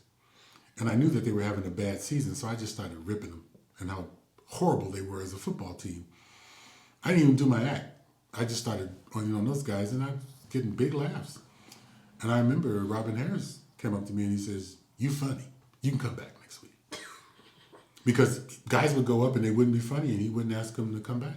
So I came back the next week, and then after that I started my job, and then I started trying to get my stuff out there. And I would go back and just hang out. Back then it was Robin Harris and Martin Lawrence, and I think Tommy Davidson was still doing stuff. And there was this kid named Jamie who mostly did impressions and sang. There were all the guys who were like big time guys now, and not Keenan, but his brother Damon, who I think is one of the most underrated stand-up comics ever. There's so many Wayans. There's so many of them, and they're all good. They're all good. Yeah, every Wayans that I've met has been really funny. Yeah, you should see Damon's The Last Stand, one of the best stand-up comedy specials I think ever. And I guess he meant it because he isn't doing it anymore. I guess he meant it. I was like, yeah, he'll be back. He should. It'd be interesting to see what he has to say now. But he had so much success as an actor, he wouldn't have to do it. And I was talking about the Wayans brothers, and I won't just say that because we're kind of friendly with them. When I was doing a TV show, they shot their show, The Wayans Brothers Next Door, and they were always around. They're really good guys. In the house? In the house, yeah. I think the Wayans brothers, their family, are horribly underrated, if not denigrated, by people as comedians and as artists. And I think because they do broad comedy, that people want to try to associate it with stereotypes when broad comedy has been a staple of comedy forever. So nobody tries to denigrate Jim Carrey for what he does. Nobody tried to denigrate Jack Black, for what he does, or Adam Sandler, or any of those guys, or even David Spade, who does Joe Dirt. But because they're black, I think that they get denigrated sometimes by their own people for it. There's a movie that I think is a great movie called Little Man. It is the first black movie, African American movie, to use special effects. And the Wayans brothers did that just because they probably just thought it was funny. Little Man is about it's Marlon Wayans, and he's about this baby. He's a baby. Right, he's a baby. Right. I went to the premiere of the movie, and I sat in front of Snoop Dogg and his entourage, and literally we were falling out of our seats laughing because it was so dumb. It was so stupid. It was just funny in a very boneheaded, visceral, slapstick kind of way. But then when the movie came out, everybody wanted to try to assess it. And how are you going to assess critically a movie like that? Or a movie where 2 black guys become white women in order to solve a crime? Why do you have to have an extra layer of criticism for them? Because they're black. But I will say, and people can argue with me all they want, the Wayans brothers are very good at what they do, brilliant in some aspects. And Damon, one of the finest stand-ups ever to take the stage. And I, look forward to see what they're going to do next, or if they're going to do anything next. They're all working independently, but every once in a while it seems like the brothers all come together to do something. And I still watch a little bit, and I think it's just a dumb movie. Why can't we have dumb movies? And I think it's because we don't have everything to balance it out. When we do serious movies, it's really heavy stuff like Harriet and Queen and Slim, you know, and Just Mercy. You know, movies were about life and death row and slavery and people dying at the end. It's like, and there's nothing in between. And so we get mad. It's like, oh, Little Man, that's offensive because we don't have middle class. We don't have those rank and file movies. You know, we have everything heavy and everything that's not serious, and we don't have movies in the middle, stuff like Marriage Story. You know, stuff that's just regular movies where we just do our thing.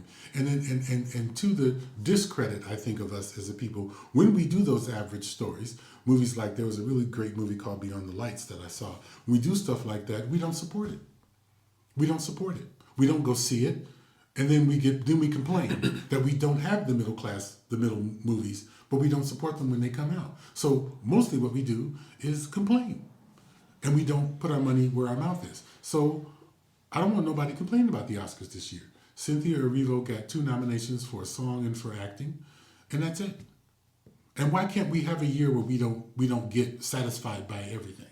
When we have the years where we are satisfied, we find something else to complain about. So Regina King won last year, and so did Mahershala Ali. We had Moonlight win the other year. So should Black people win all the Oscars for the next 10 years to sort of make up for the other 50 where we won nothing? I don't know. That's not even logical to do that. But you know, the real problem is that we're not making movies the right way.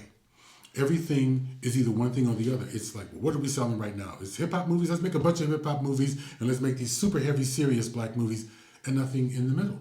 And it's because the apparatus to make movies is not controlled by people who understand us and our culture and all the other cultures.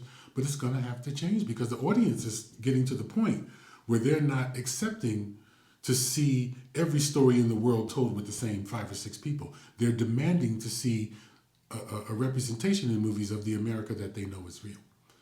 And not just that one movie about the Indian family and nothing else. Because there's Indian guys who work in business, they work in everything. You know, they're not all in 7-Elevens, for Christ's sakes. That's crazy. And so Hollywood's got to do better at catching up. And they'll do it when it hits them in the pocketbook. Yeah, well, That's always how it works. That's how it works. And so I say to people, stop complaining, stop going to the movies. You know, one of these $100 million movies comes out and makes 25 cents. People are going to say, okay, what are we doing wrong? And then they'll change because they want to make money, you know? And if you go see these horrible sequels that they're making, they're going to keep making them. Don't complain about them and then spend your money on them. And for God's sakes, don't make 5,000 videos about movies you hate. You're only helping the movie. You want to hurt a movie? Don't talk about it. People, I don't know, people are stupid. You want to help a movie? Say something nice about it. When I talk about a movie on my social media, it's a movie that I like. If I don't like a movie, I don't say anything about it. Because I work in a business and I know nobody works to make a bad movie and I'm not a movie critic. So the last thing I wrote about was The Irishman because I thought it was good. I sat in a movie theater for 3 hours and never got up once. Never was bored once. That's an accomplishment. Last TV show I wrote about was The Witcher and The Mandalorian, 2 really good shows. There are little shows out there that I like that people need to know about. That's what I think people should share on social media. But some people, they got to go and they want to trash a movie and they want to, this is my opinion. It's like, I don't really care. If I want to watch a show, I want to watch it. I don't care if you don't like it. I'm going to watch it. But how many views, are you getting views? Are people viewing your content? The things that all the positivity? It all depends on how you do it. Hatred gets views. Humor gets views too. Of course. Sometimes if you can just put something funny in there, you can get more people. But a recommendation for a movie, really should be very limited just to say that it's good. You know, you don't have to go off and wax poetic about it and write. I'm not a movie critic, but you're right. When you're mad about something, it does get more views. And inadvertently, sometimes you're just sort of complaining and you write something up and you come back and there's 200 people talking about it. Everybody does respond to negativity. I wrote something about Oprah and that documentary, and it wasn't really negative, but it's because it's controversial. There's all these people they're arguing with each other on my post. Meanwhile, I'm just happy she pulled out of it because she does a lot of good stuff. So why be associated with something that could blow up in your face? Because the Michael Jackson thing, that was not a good look for anybody. I don't know why anybody is doing stuff about people who are dead. They're dead. If somebody did a negative documentary about Prince, I'd feel some kind of way about it. You know, let the man's gone. Oh, Prince didn't like kids. Prince had smelly feet. Like, I don't really, Well, I know I don't why. really care about that. Well, this sort of something like that sort of happened on a small so okay. So there was a crazy open mic comic guy died recently, and he used to always go to this club, and some new comics like went up and did jokes about him, and I just was like, I don't. A dead guy? A dead guy. He was a crazy guy. Who was bad at comedy. Didn't make any sense. Just would get like, how do I even describe him? He never really. It was like told, when Amy Schumer did that joke about Steve-O's friend who died. Yeah, but no, because he wasn't beloved or anything. No, people didn't like him or love him or anything. He's just a guy who was just a crazy dude who would do open mics or whatever. And he's I mean, but still. yeah, it was just like it was an easy thing to talk about because there's nothing else was going on. Could the audience get a joke like that? No, Oh, okay. So there's why tell a joke about a guy who isn't famous or because you're new to comedy and you don't understand how to write jokes yet, so you're just talking about stuff that's happening because doing comedy is the most exciting thing going on in your life. So that big news is like, well, that's something I should talk about, but it's not. I thought I'd miss it more, but I don't. But you know what? I perform comedy now for one person, True. for Mom. So we see the same doctor. She tells the doctor how funny I am, and he's like, he's not funny. It's like, I'm not doing jokes for you. I'm not in the doctor's office trying to be funny. I'm just like, I'm there worrying about my health. But you can still, I see people all the time who I think are funny. There was a lady at the store, a checkout counter lady, was talking to somebody. I thought she was kind of So funny. many people. There's some people who are funny. So many people are fun. They just never. They just don't do stand up. They just don't try. This is something I always wanted to do. Oh, it was just the other day. I was at Should probably answer. yeah, you should. Or at least.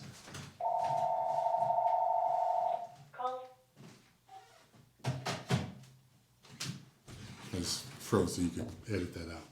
Anyway, so I'm not gonna edit it. This is I'm funny. just gonna post the whole thing. Anyway, so I was buying Mom her hormone medicine at the Costco. So a lady comes up, she sees the medicine, she's your mom's age, so she knows what it is. So she just looks at me and she goes, "So you feeling okay?" I just started laughing. Like, this is my medicine. Like, I'm taking like ladies' hormone medicine. I was like, yeah, I'm okay. And we just both started chuckling. He says, "This is for your wife, right?" I'm like, "Yes, it's for my wife." But it's just like, people are funny in little moments from day to day. And the importance of comedy to me is that the people who go see comedy need a lift. And it's scientifically proven that when you laugh, it releases endorphins, it makes you feel better, it helps you to deal with it. And this is why the assault on comedy from our society is an important thing to me on a national scale. Because we've got guys out there who are having such trouble dealing with life that they are killing themselves, they are killing other people. And I'm not saying that a good comedy club is going to stop guys from shooting up a school. I'm saying that it's a combination of things where people aren't as happy and as well adjusted as they used to be. And then it has an effect on everything. And if there are two things in our society that I would point to, and this is me because I read books on behavioral economics and I think I know everything, it's comedy and it's music. Both of which used to be better not that long ago. I'm not going to talk about when I was a kid, there was Richard Pryor and Shecky Green and Don Rickles, which there was when I was just a kid watching Johnny Carson. But even 10 years ago, 15 years ago, the music was better. There was more of it. It was easier for these great artists to get deals and stuff. Comedy was better. If you go back 20 years, definitely. And we need to be cognizant of that. All the time I'm growing up, we're saying we love our music, we love our comics, we love this. The old people are saying, well, back in my day, there was Joe Williams and Billie Holiday, and they were all great and stuff. But we didn't complain. This is the first time I can remember that people your age are looking at their comics and their music and stuff and going, that sucks. Because some of it does. Not all of it. But there's a big enough percentage of it that sucks that even young kids are going, listen, you listen to a lot of music, which would be considered eclectic, I suppose. But it's good stuff as you know. So there are some artists who are mirroring the quality of the past. We were talking about Kendrick Lamar, I like him, Kanye West, Bruno Mars. There are people out there, but some of these people, I don't even know how they're getting record deals. It's garbage. And there was always garbage. Now, get me wrong. Everything in the 70s wasn't great. Some of that stuff was bad, but the percentage of it was so small. And now it's much bigger. And careers lasted longer. So if you were an okay, mediocre guy, your career lasted long enough that you could actually be really good over time. Now, you get a couple of years, poof, you're gone. They got another guy. Poof, you're gone. You got another guy. Poof, you're gone. Well, and I do notice, I see a guy, I hear about him, it's like, oh, let me hear about him. I go to YouTube, he's got 500 million views, and then next year, gone. Yeah. Bruno Mars has lasted for 2 That years. guy worked at He's Chili's talented. for his whole life. Well, Bruno struggled, but he writes, and he's talented. He's got a great voice. He can dance a little bit, not as good as he thinks he can dance, but he writes. He can create. He goes on the road. Well, that's the whole thing. That's the thing. Writing is You got to travel. You got to be able to do stuff. And you taught me that writing is the thing. Writing is everything. Writing is. Do you know who Frank Ocean is? Yeah, I know Frank Ocean. What happened to him, by the way? He's a writer. Oh, he's a singer. Frank Ocean was a writer. He was a music writer for a long time before he got So was John Legend. pushed into the spotlight. So was John. He's still around. Frank Ocean is he's probably going to drop an album this year, and it's going to be insanely good. He's never. Let's hope so. Have you listened to any Frank Ocean? Yes, I have. I like him. What have you listened to? But I don't know the name of the songs. But I listened to him on YouTube, and You should listen to. But the fact that he's this is the gay guy, right? Yeah. Yeah, but that's all people talk about. They talk about the fact that he has a really good voice and that he writes deep and soulful stuff. That's all they used to talk. That's all they used to talk about. But you know, I would listen to Frank Ocean, but I have to confess, I'll listen to some of these guys, but very few of them do I stick with. I go back and forth and I go hither and thither. But like most old people, I keep listening to my old music over and over again, or different versions of it. I got this thing now on my channel where I take remakes of old songs and show how they're the same. Like that album I gave you a long time ago with Kanye West and Curtis Mayfield on it to show the influences of stuff. And so it can be done, you know. And I think I have faith that the music industry is going to right itself, but it's going to be the Bruno Marses and the Frank Oceans and the people like that. The artists are going to have to do it, and the people who consume music are going to have to insist on quality and stop just making stuff popular because people keep telling you it's popular. There's a great video on YouTube about why all the music sounds the same. It's because all the music is done by the same 6 guys. And it's because the record companies control everything. This is a capitalist society. Everything is corporate. Everything is capitalist. Everything is about money. And the music industry fell prey to technology, and then they threw up the 911 to try to save it. Pandora, Spotify, and all that, it's all part of it. But it has killed a certain creativity in music, which I think is only going to have to come back because of indie. I try to support indie music as much as I possibly can. This is what's going to happen. Do you know who Tyler, the Creator, is at all? Yeah. How can I not know? His job is in his name. He is... Another guy's job is in his name. It's like Chance the Rapper. This is what's going to happen. He is pioneered... He's pioneered musicianship. And so this next generation of kids is going to start playing instruments again. And it's going to go back to like bands and music, and people playing instruments, and more people are going to be. Yeah, that would do it. That's what's going to do it. But there's got to be. I'm telling you, that's what it is. It wasn't just him, but he is a big part of it. The first generation of American musicians, they were taught. Because that's the thing, nobody plays. A lot of it nobody plays churches. instruments anymore. But then my generation of musicians learned musicianship in school. It was educated. The public paid for it. So there's got to be an apparatus so that people can learn these, because you just can't have just marching bands. I'm actually shocked that we still have marching bands, that we still have that many people that know how to play an instrument out there. People are forcing it because there's But all the great there's musicians music were- scholarships. Yeah. All the great musicians were they learned in school, except guys like Prince, who were self-taught. His dad was a musician. Prince was Freak of nature. a genius. Yeah, that happens once every 200 or 300 years. You get a guy like that. We've actually had a few. Billy Joel was a prodigy. Lady Gaga was a prodigy. Michael Jackson playing Priest, instruments. he could play instruments, but he didn't really play an instrument. His Right, brothers yeah. did. Tito was a guitarist and Jermaine played the bass, but Michael, he could play the piano a little bit, guitar a little bit. So that's where you give. That's where we've had that conversation before about who was better, Prince or Michael Jackson.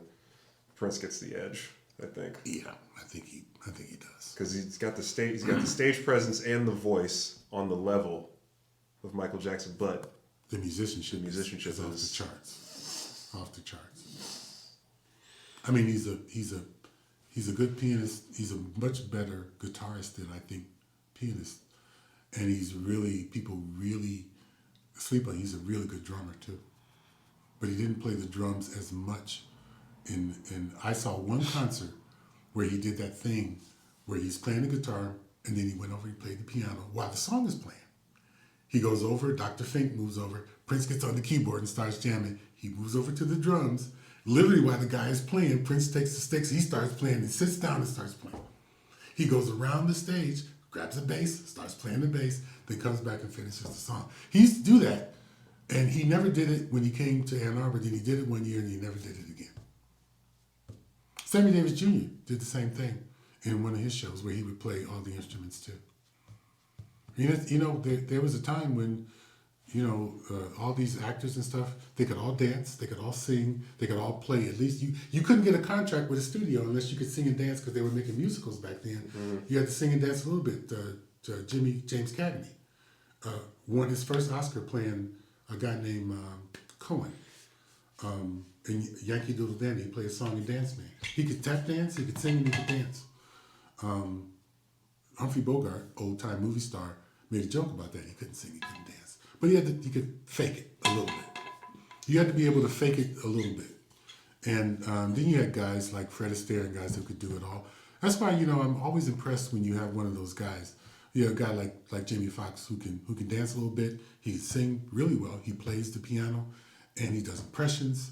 And he can act, he can do drama, and he can do comedy. He would have been right at home back in the 40s and 50s. Other guys might struggle a little bit. But everybody used to have to, Ryan Gosling apparently has a pretty fine voice in that girl. Bradley Cooper. Who knew Bradley Cooper could sing like that? Who knew? That's just, I was really impressed, very impressed. Incredible.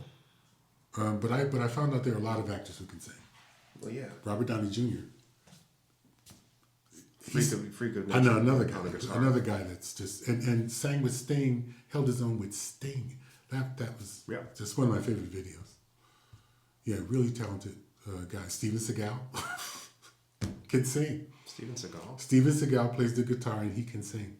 He can sing. Of course. Katie Seagal, who's from Married with Children, she's actually a professional singer. Was a backup singer and has a record contract. She's great. Has a great voice. Not by that. Peg Bundy. Steven Seagal. She kind of looks like a singer. Yeah, she looks like a singer. Steven Seagal shocked me. Absolutely shocked me. That's a funny one. And he's decent. He's decent. Well, the guy that plays Hawkeye, he can sing. And plays the piano, he can sing too. What's his name? Jeremy Renner can sing. Kevin Bacon and his brother, the Bacon brothers, they have albums. They're both very, very, very good. John Travolta, that makes sense. He had a couple of big hit records back in the day.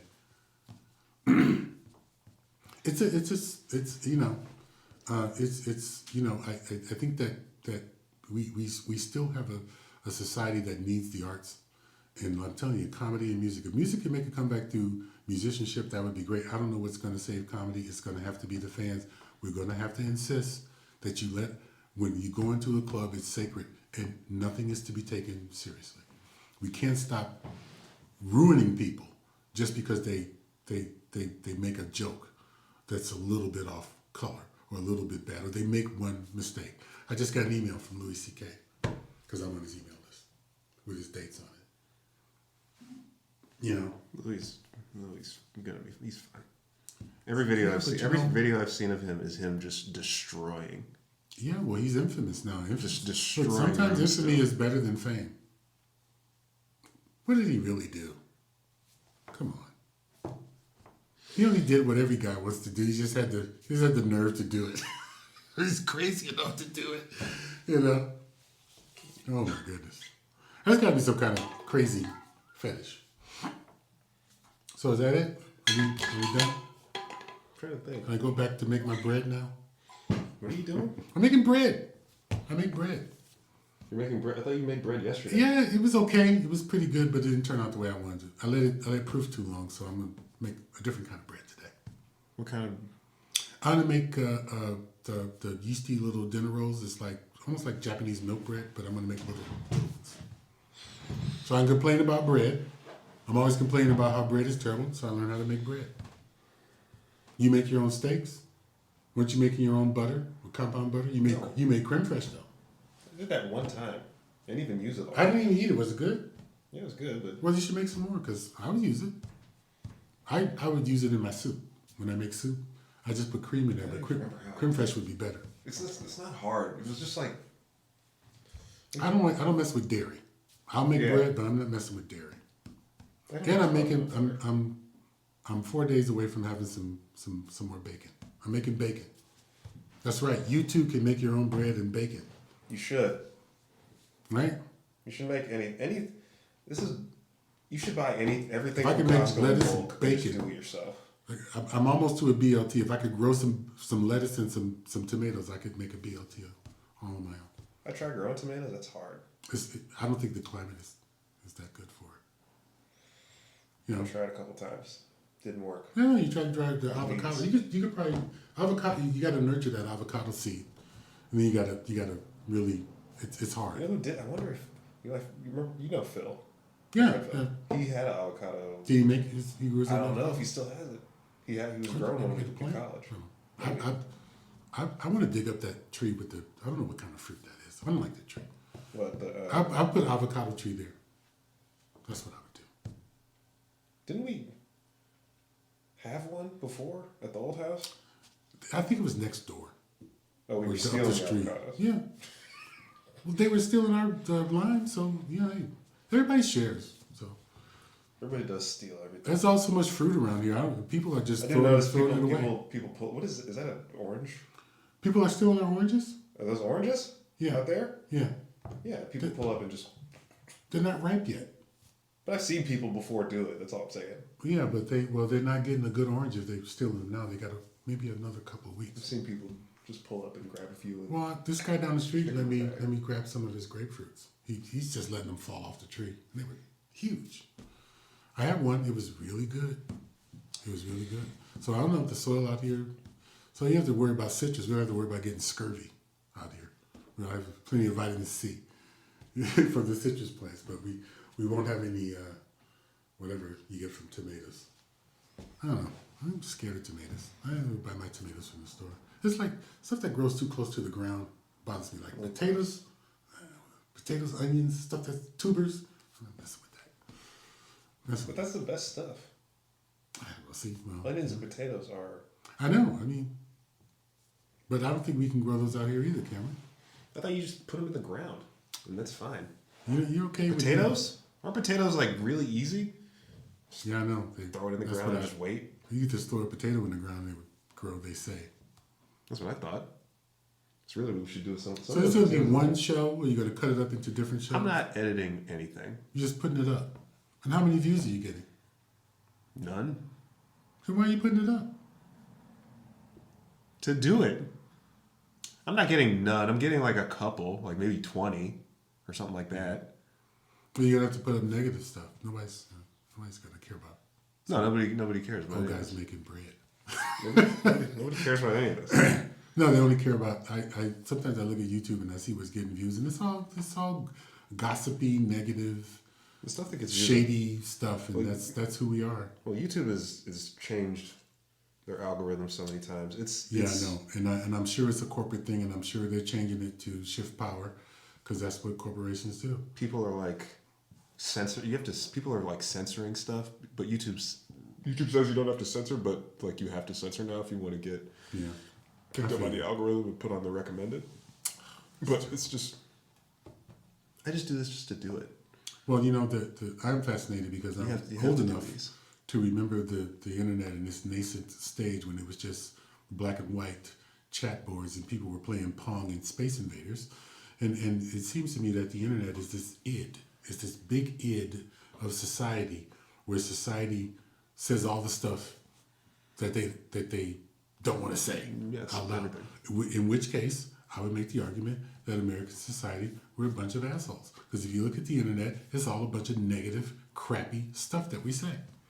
And there's positive stuff out there, but it's far outweighed by the negative, crappy stuff. So in our id, our unbridled id, we just say all this negative, crappy stuff about it. And we gravitate toward it. People say, oh, I got to get offline. It's so depressing. But why can't you do it? Last year, I put up on my social media closed for 6 months. You did what? 6 months. I didn't look to Facebook closed for 6 months. Then I come back in June, and all the people who are saying all this they're saying the same exact stuff that they said. So nothing changed in 6 months. Nothing would change in a year. All the people complaining about the men are complaining about men or women or society or politics and everything. So this is where we go to put we're just bitching about everything on the internet. So it's all negative. So why don't we all just quit? So one of my favorite movies that I can't sell is a movie about a guy who loses his phone and is talking to people on the streets and realizes he doesn't talk to people. He quits his job and opens up a restaurant where people have to talk to each other. The whole movie is just people talking to each other. Sounds like an actor's dream. Yeah, it's actors just and acting. There's a movie called My Dinner with Andre. It's two guys at dinner talking for 90 minutes. Very famous movie, by the way. I've heard of it. My movie Sounds familiar. My movie is about 15 or 20 people. There's a bunch of nerds talking about nerd stuff, fan stuff. A bunch of people talking about politics, people talking about relationships. There's two people who have a suicide pact. There's a guy blackmailing his dad. There's a couple of actors who are performing a scene. You know, it's just people just talking. And it all happens in a day. It all happens in one place. You can't sell it. And I've been trying hard to sell it. It's a cheap movie. It's an easy movie. I don't need stars. But it's one of those things that I might be able to do experimentally with somebody. But the way to really do this is to get 12 people and to just put a camera down and just say, talk for 3 hours. That's not a movie. That's a video. That's like a YouTube video. Could be. It's a movie if But you get Adam Driver to do it. My movie's a movie, though, because there is actually something going on. There's a beginning, middle, and end. The most brilliant part of the movie, to me, is a cutaway scene where you go to this corporate room and there's all these sinister-looking people in there. And it's the telecom people, it's the TV people, it's all the people who are hurt by people talking to each other. And then there's a chair that's missing. It's the literary industry, because they jumped the meeting because talking has helped the sale of books. And everybody's ragging on them because they're not there. Because people talk about books.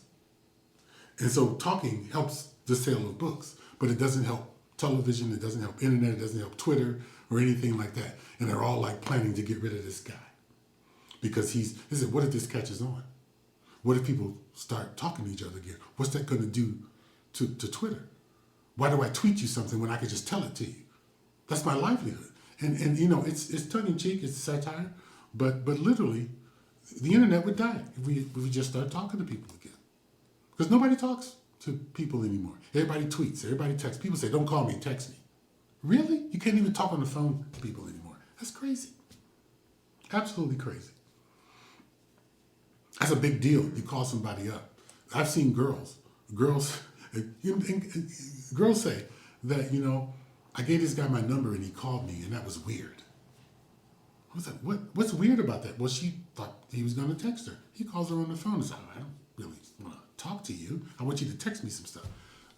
That is not only weird and creepy, it's a little bit dangerous, very dystopian. So literally, you have a world where people could have a relationship and never meet each other. That was all the time. Well, that's I know crazy. people who think that they're in relationships and long distance relationships. It's not real. That's how a lot of relationships are starting like that now. They start on the internet. Well, I wrote a funny joke. What I knew it was funny, I didn't know how profound it was. This girl drops a guy because she says he's an emoji liar. Now, I don't know why it was funny. I just knew it was funny. Because the guy sent an emoji, but apparently he lied. He sent an emoji that meant one thing, but he didn't mean it. So she called him an emoji liar. You sent me the wrong emoji, and she drops the guy. I don't know why that's funny. I just know it is. I just know that it's probably true. That somebody sent a wink emoji or a snark emoji or something, and somebody took the wrong perception of it, and it turns out that the guy's a liar. And it's like, that's where we are now. And I was reading an article on emojis. There's so many of them. I'm like, it's like almost like a language. It's like, because people put up emojis on some of my, I don't know what that means. I have no idea what that means. I don't know what the happy face, and he's kind of like, I don't know what that means. What does that mean? Like, you don't know? Why don't you just put, I don't know? And I hate GIFs, or whatever you call them. I hate those. Why?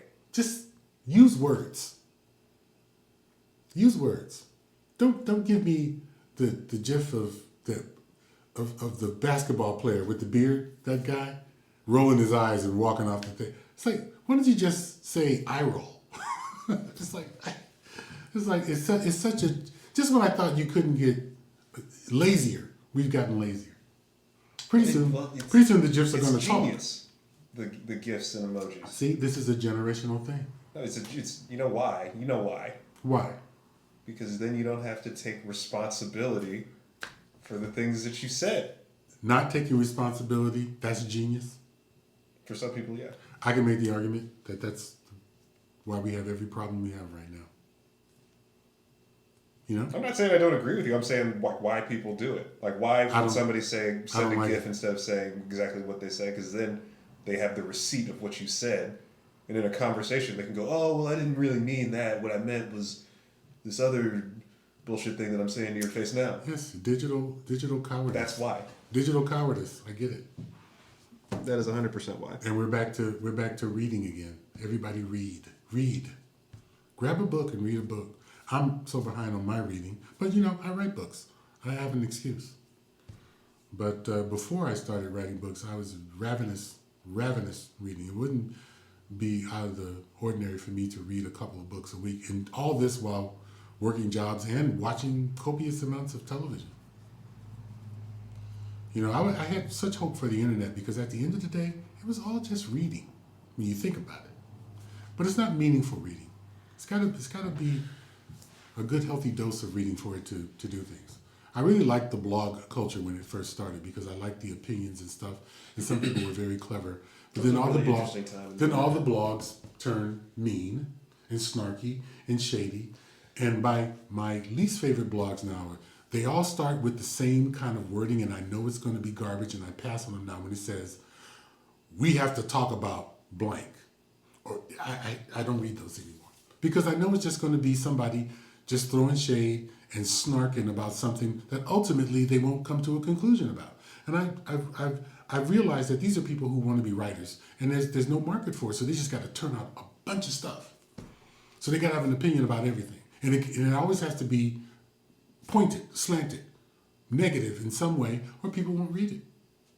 I wrote a great essay called Gravity, the quantum spiralization of life. And it's gotten a few claps, more than a few, but it's not a positive, it's a think piece, it's a philosophical piece about our ability to change the world. There was a time when that would have been a very popular piece, but now because I'm not, talking about Cardi B's ass, nobody wants to read about it.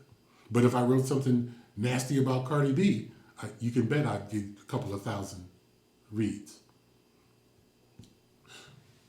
Long ago, I wrote a thing about Tyler Perry and Spike Lee, and that became very popular with people. because they perceived it to be me throwing shade. Where are you writing? What are you talking about? I was writing on a blog. I have a blog. When? Just look up Gary Hardwood blog. But like, when was this though? This was years ago. Like 2008. Yeah, maybe even before that. And that's all. That was the internet. There wasn't all this other Oh, stuff. you're talking about pre Facebook, right, and all that stuff. maybe like MySpace. Right. Yeah, I wrote an article about a guy named Lincoln Matthew Monroe Perry, commonly known as Stepin Fetchit. Very famous actor, the first black millionaire actor, and he did a very stereotypical character called Stepin Fetchit. However, the character Stepin Fetchit was really a brilliant conceptualization of black life and white life. Literally, the black people would sit in the balcony in the theaters, the white people would sit on the ground floor. Stepin Fetchit would do his show. The white people would laugh. 15 seconds later, the black people would laugh. Because Stepin Fetchit was doing coded messages to the black audience, jokes that the white audience didn't get. Now, the black audience got both jokes.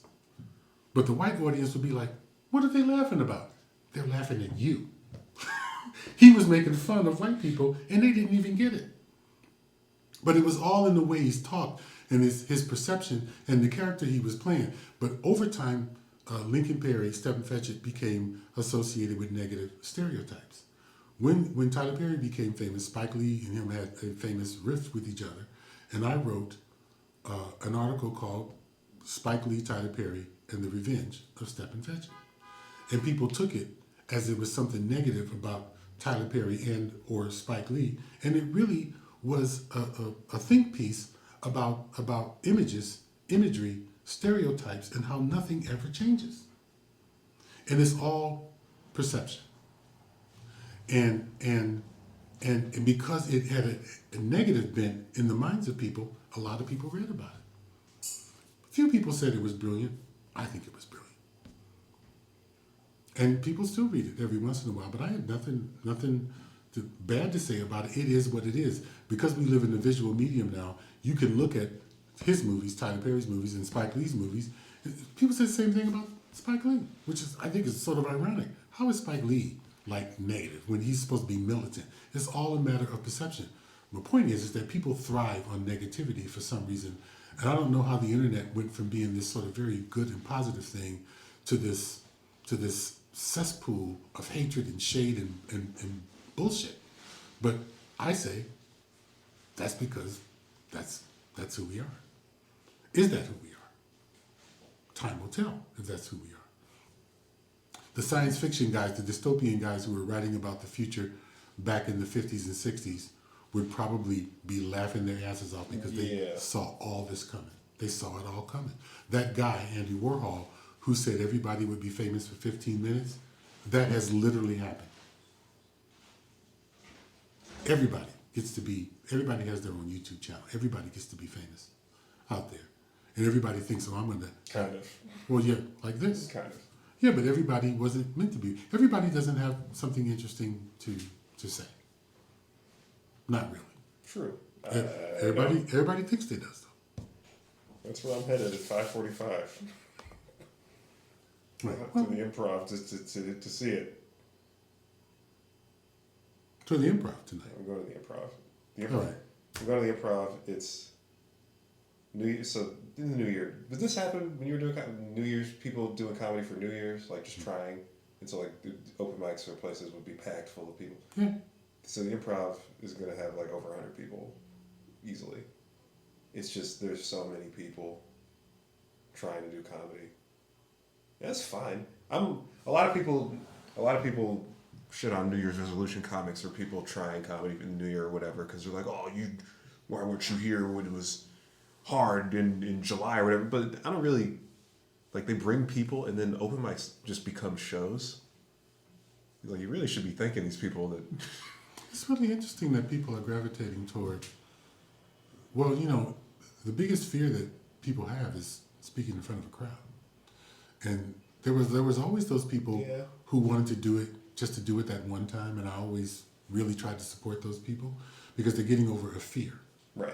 Yeah, of something, not so much as wanting to start a profession.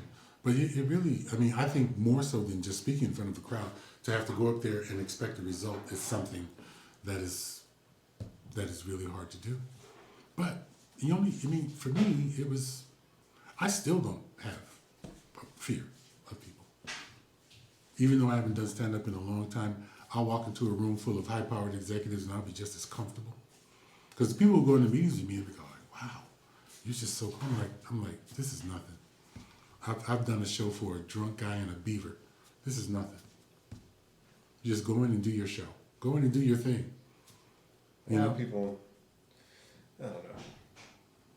Well, and also there's an people influx of craziness. There's so much crazy. people are drawn to you when you're confident. That's the one thing about it. I would tell people on shows, on comedy shows, that they should have comics come in because comics are confident. Even bad comics are confident. And one of the Bad comics are the most confident. Sometimes they are. Sometimes there are people who are writers, who are talented writers, but they're not confident to speak up. I never had that problem as a comic in the writer's room because it was just jokes. Comics would sit around and bounce jokes off each other. It was just like comics after the show, I mean, yeah, but That's a crazy thing bad to comics think are about. notoriously confident. That is true. Bad comics are the most. So this happened to me this weekend. I'm doing a mic, and I go up and I do a bit. I want to try a new tag for a bit that I know works. I do the bit, and it works. I have a really good set, like one of the better sets I've had in like the last couple of weeks. And I get off stage, and this dude who I've never seen before comes up to me after, and he goes, "Oh, you were getting a lot of white guilt pity laughs in there, huh?" This is a black dude. Black dude there with his girlfriend says, "Oh, you're getting a lot of white pity laughs, feeling like a lot of white pity laughs." And I was like, No, I think they were just laughs, my guy. I don't know what you're talking about. He's like, "No, I just felt like you don't feel that sometimes, like white people are laughing because white guilt." I was like, "No." The joke wasn't even the joke wasn't even about white people or black people or people. It was talking about Kanye West. It was a Kanye West joke. Right. Well, Kanye West is black. Fine. But he goes, "You're getting a lot of white guilt pity laughs," and I was like, explain. I got pretty defensive. I was like, "No, explain it to me. Explain what you're talking about. I don't know what do you mean? How did you get there?" He's like, No, it's just like a feeling." I was like, "Well, I understand this is your feeling, but explain to me what it is you're talking about." And he has no idea what he's saying. And eventually, like I talk him basically into going like, "Hey, so like, do you want me to like apologize?" I was like, "No, I don't want you to apologize. I really want you to be able to explain what it is you're saying when he's saying about. And guy gets pulled a couple people later, and me and my friends are like sitting there talking about the interaction we just had, and they're like, "Oh, we gotta go see what this guy does." I was like, "He's gonna bomb. Reminds me. He's gonna bomb. He's not funny. I guarantee you he sucks. I don't need to watch him to know that he sucks." He goes up, gets nothing. They come out, all my friends come out, they're like, "Yeah, he's fucking, he ate shit." I was like, "Yeah, what, like, why do you think he would be," but I was talking to one of my friends, like, it would be really funny if he crushed. This is interesting. The perspective of humor is interesting to me. That some people don't get it. And the hardest part of humor, this is me, the English major now. Humor has three components: truth, pain, and irony. Sometimes the irony is that it's true. Sometimes the irony is that it's painful. Mo hits Shemp in the head with a hammer. Pain, irony, humor. And this is a scientifically proven fact. The people who are the worst comics don't get irony. So to say that a joke is a white guilt pity laugh joke, that's a guy who doesn't get irony. He doesn't get irony. It has to be something practical so he can understand it. Those guys can never translate comedy. That's been my experience. Larry David, who is a really great comic, actually talked about that because his thing is sort of different. He bombed as a comic all the time. And him and Seinfeld became friends because Seinfeld was the master of irony. His thing was the truth and the pain. That was the problem. Larry was a king at the truth and the pain, didn't get the irony. You put them together, you get Seinfeld. You get Seinfeld. And Curb is not like Seinfeld. No. Curb has no irony in it. It's all truth and it's all pain and it's all funny. But that's the Larry David show. That's the George Costanza show.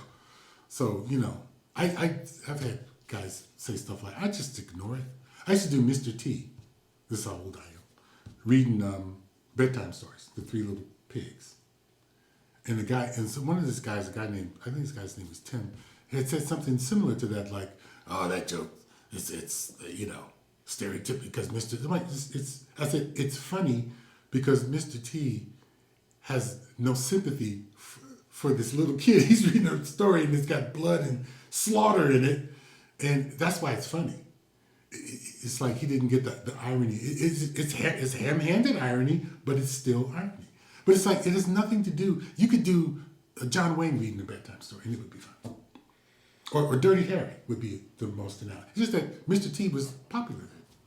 And I can't do an impression of Dirty Harry. Nobody can. Why did I bring? What was the point of that? Oh, because the confidence thing. So that guy went up so confident, supreme confidence, bombs, completely eats his dick. Has no idea what he's talking about, but he's so confident. the worst comics are the ones that just have. If I was running the writer's room, and I had a guy who was funny but was afraid to speak up, I'd rather have the bad comic who's confident. Because he's going to keep talking and people are going to feed off of his energy. That's why you see some guys on the show, they're not that funny, but they got a job. They're probably guys who have lots of ideas and lots of confidence, but they can't. That's why when I see teams of comedy writers, one guy's the writer, the other guy's the confidence. The artist is quiet and sullen, but he's good, but he's afraid to speak up. The other guy is all bravado.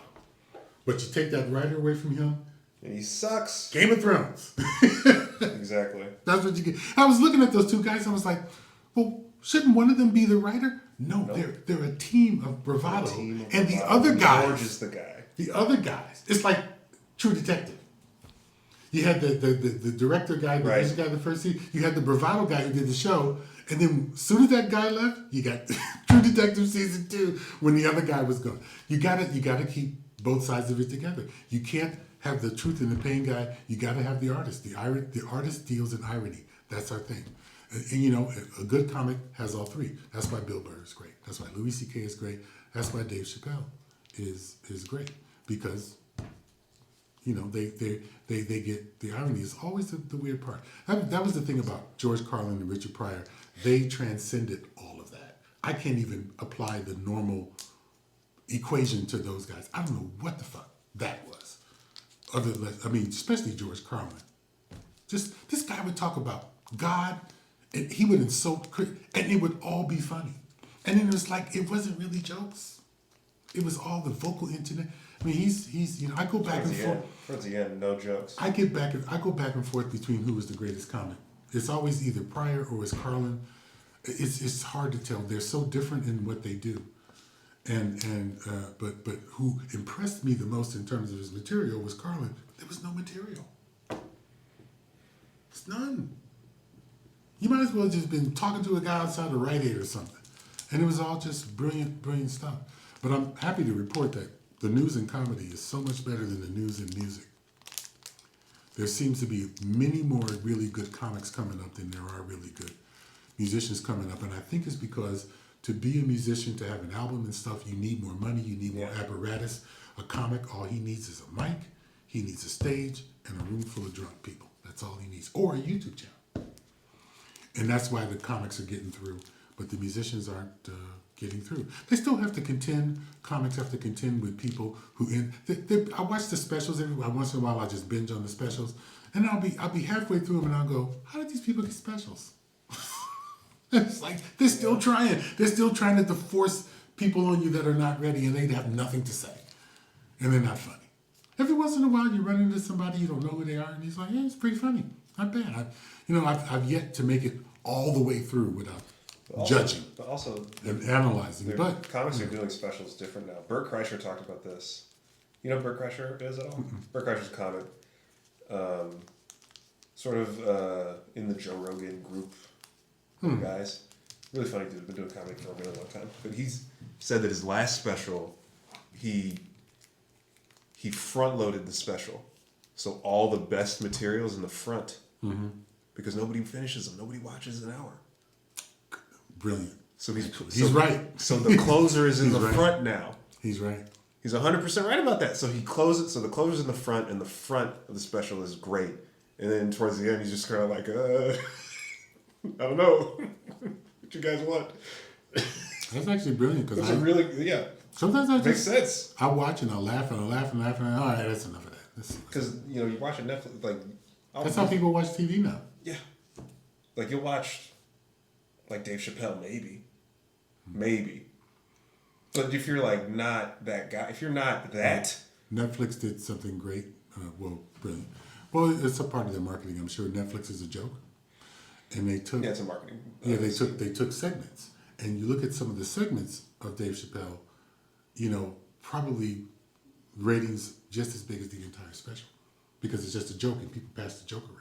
Well, The Jussie Smollett thing is probably gotten more views than the entire special has, just because it's funny and it's also it's funny. It's short. negative. It's making fun of him. Juicy Smouye. Then they did an animated version of it, which I thought was funny. It's all. That's the purpose of this. Diversify. Yeah. You got to get more. Things have to be out. Well, Doesn't matter what it is. I said that too. I met this actress who's an opera singer, and I had a great idea for her. I gave her, and I actually wrote it and gave it to her because it was easy to write. She's an opera singer, and she was talking about relationships. She had come to this thing for a book and everything like that. I said, well, what would be funny? It's like if you went out on a date and you broke up with a guy, but you broke up with him in opera. Right? And so she's like, oh, that's so, people say that and they go, oh, that's so funny, that's really great. But then I sent it to her, and I haven't heard from her since then. But it's one thing to think something, is another thing to do it. You have to do it. And how do you distinguish yourself as an actor, as a comic, as a writer, as anything now? You have to kind of go the extra mile, and that's what But I'm this close to shooting trailers for my scripts now. I have shot little teasers for things, and I actually did I sell something on this? I did. The Executioner's Game. I sold that movie because I went out to Kinko's and made a thing for it. And it's like, sometimes people you got to help them because nobody reads, and you just got to go the extra mile for it. And so for comics, that guy's brilliant, putting his best stuff at the front. And what people remember, short little people live in sound bites now, and it's terrible. But what are you going to do? And a joke is a sound bite. Get a good joke, put it up the thing, just do it. So you do the blog, put it up. You got good jokes. As a comic, you got to sacrifice material. At some point, you got to sacrifice it, and then you can't do it again unless it's a classic. If it's a classic, you can do it. Like I think Jerry Seinfeld did a show. He just did all his old bits. That's what I heard. I heard Greatest hits. Yeah, I heard when he does shows, he just does the. Yeah, you don't want to see it, don't come to the show. Yeah, that's his thing. Yeah. If you don't like it, then Don't come to the show. go see him when he's working out. That's like Dane Cook was like one of the first of the modern day comics to really harness the internet and use it the right way, and that's how he catapulted above other guys who were better. He admits some guys were better. He says, "Yeah, but I'm smarter." Kevin Hart too. And so you can't be mad at the guy for trying to sell himself, because that's part and parcel of it. You want to get the material out there. And now that there's so much competition for people's eyeballs, you just gotta, be smarter and more clever. That's the thing. A lot of dudes. There's a lot of dudes doing stand up, or like that's. That's actually crazy to think about. It's like people are doing stand up second. Like they start the YouTube channel first. Yeah. They start the YouTube channel first. They blow up on the YouTube channel, and they start doing shows. And they've been doing stand up for like a year, but they're doing shows. People are in seats, paying money to see them. Yeah. And I can believe it. like there's guys that are like they've been doing stand up for 10 years, opening for dudes that have been doing it for Yeah. 2, 3, Yeah. and they just It all depends. it's all changed. It all depends, and what are you gonna do? I mean, it's like, You can do. well, if I had wanted to do it, I guess I would have had a different plan for it. But like I said, you gotta have some kind of a plan. And I mean, people talk about how long people have been doing it and stuff. It's like writing. It's like, oh, I've been writing for this long. It's like I never counted the years, because I feel like either you're a writer or you're not. You're either a comic or you're not. And it doesn't. If you sit around counting the days, then every day you wake up, you're a loser.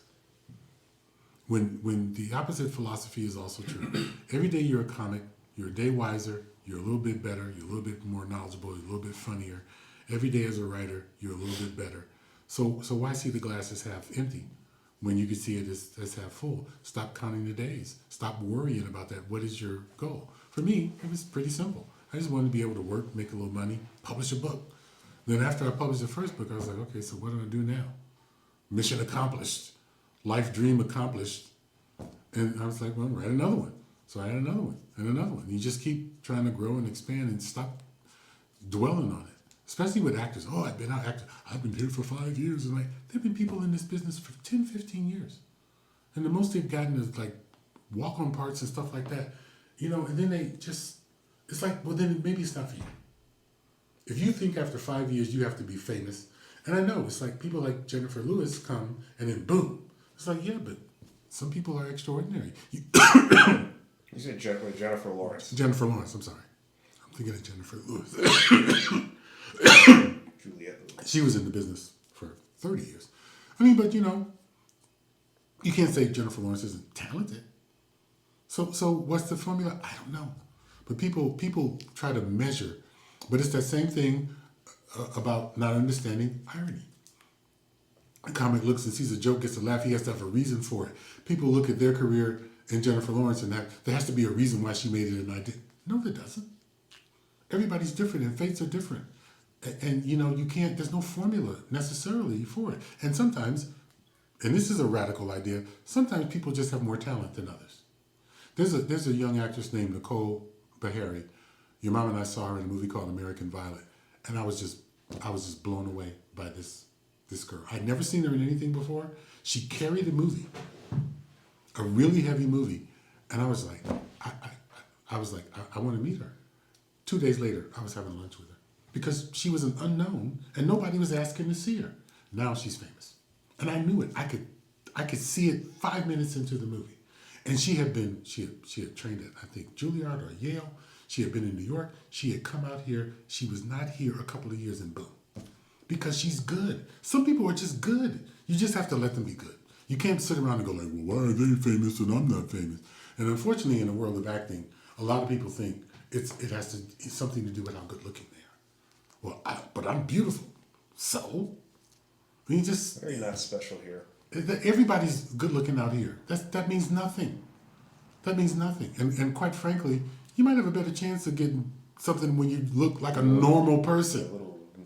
Yeah, like somebody who could work at a 7-Eleven. You walk into 7-Eleven and Margot Robbie's working there? I think not. That means you are limited because, people who look like that don't work in Walmart. So, artists have to, I wish maybe they should teach a class on how to do it. I don't know. You guess you gotta be strong. You gotta be resilient. You gotta really believe in it. People talk about passion all the time and it becomes almost like a cliche, but it's real. You got to really feel something for it. Otherwise, you're not gonna last. And it makes no sense to do it and say, oh, I love it. Yeah, how much do you love it if you don't have respect for it? Maybe it's just not your thing. But and the problem is guys like Bill Burr make it look easy. Yeah. You just go like, wow, how hard can it be? Terribly hard. Right. You watch John Carlin, you're like, he's just talking up there. Yeah, but that's why he's so good. He makes it seems like he's just talking. He's not doing he's not doing comedy. He's just a guy just talking. They don't know how much hard work and how much pain goes into getting to that level. They just think the first time he was on stage, he was great like that. I bet Bill Burr doesn't even remember his first time. I'm sure he bombed a bunch of times before he got to that level. Louis C.K. talks about it all the time. He's like, shit, I still bomb. Everybody's gonna have an off night. Patrice O'Neal said the best comics, his favorite comics bomb a lot. Because they're trying. And when they bomb, they're- they bomb hard. They bomb big. And for a penny and for a pound, go. Hard. You have to go for it. They're adventurous, and you know once you bomb a few times, you know it's not the end of the world, and you know that you're good. You can just be experimental. Eddie Murphy's out doing material for a special. And I think it's got to be really hard because once he gets on stage, standing ovation, and then they're going to want to laugh at everything he says. Eddie Murphy needs to bomb Yeah. to really know what the limits are. But I get the feeling he's going out and surprised, and he's killing every night because he's Eddie Murphy. So, you know, but hopefully he'll be able to cull together a decent hour or two, you know, and then he'll be back. This will be interesting. It's been a long time, and it'll be interesting because when he was first doing comedy, he was a really hot movie star and everything, and it's different for when you're like a 50, almost 60-year-old guy, you know. It'd be interesting what he has to say. I can't wait to hear it. And I hope he's I don't know where he's doing it. Maybe he's doing it in New York or out here. I'm not sure. He doesn't live out here. He's probably got a place out here though. No, yeah. But yeah, he's from New York. To me, I wouldn't even do it. I would do it all in New York. I would go to fucking Peoria and walk on stage. You know? Just to see what the people in the middle of the country think about what I'm doing. Okay, are we finished now? I gotta go. How long have we been doing this? 2 hours. That's good enough for now. Yeah, that's it. If you made it this far, wow. Yeah, wow. Who are you? Do something else.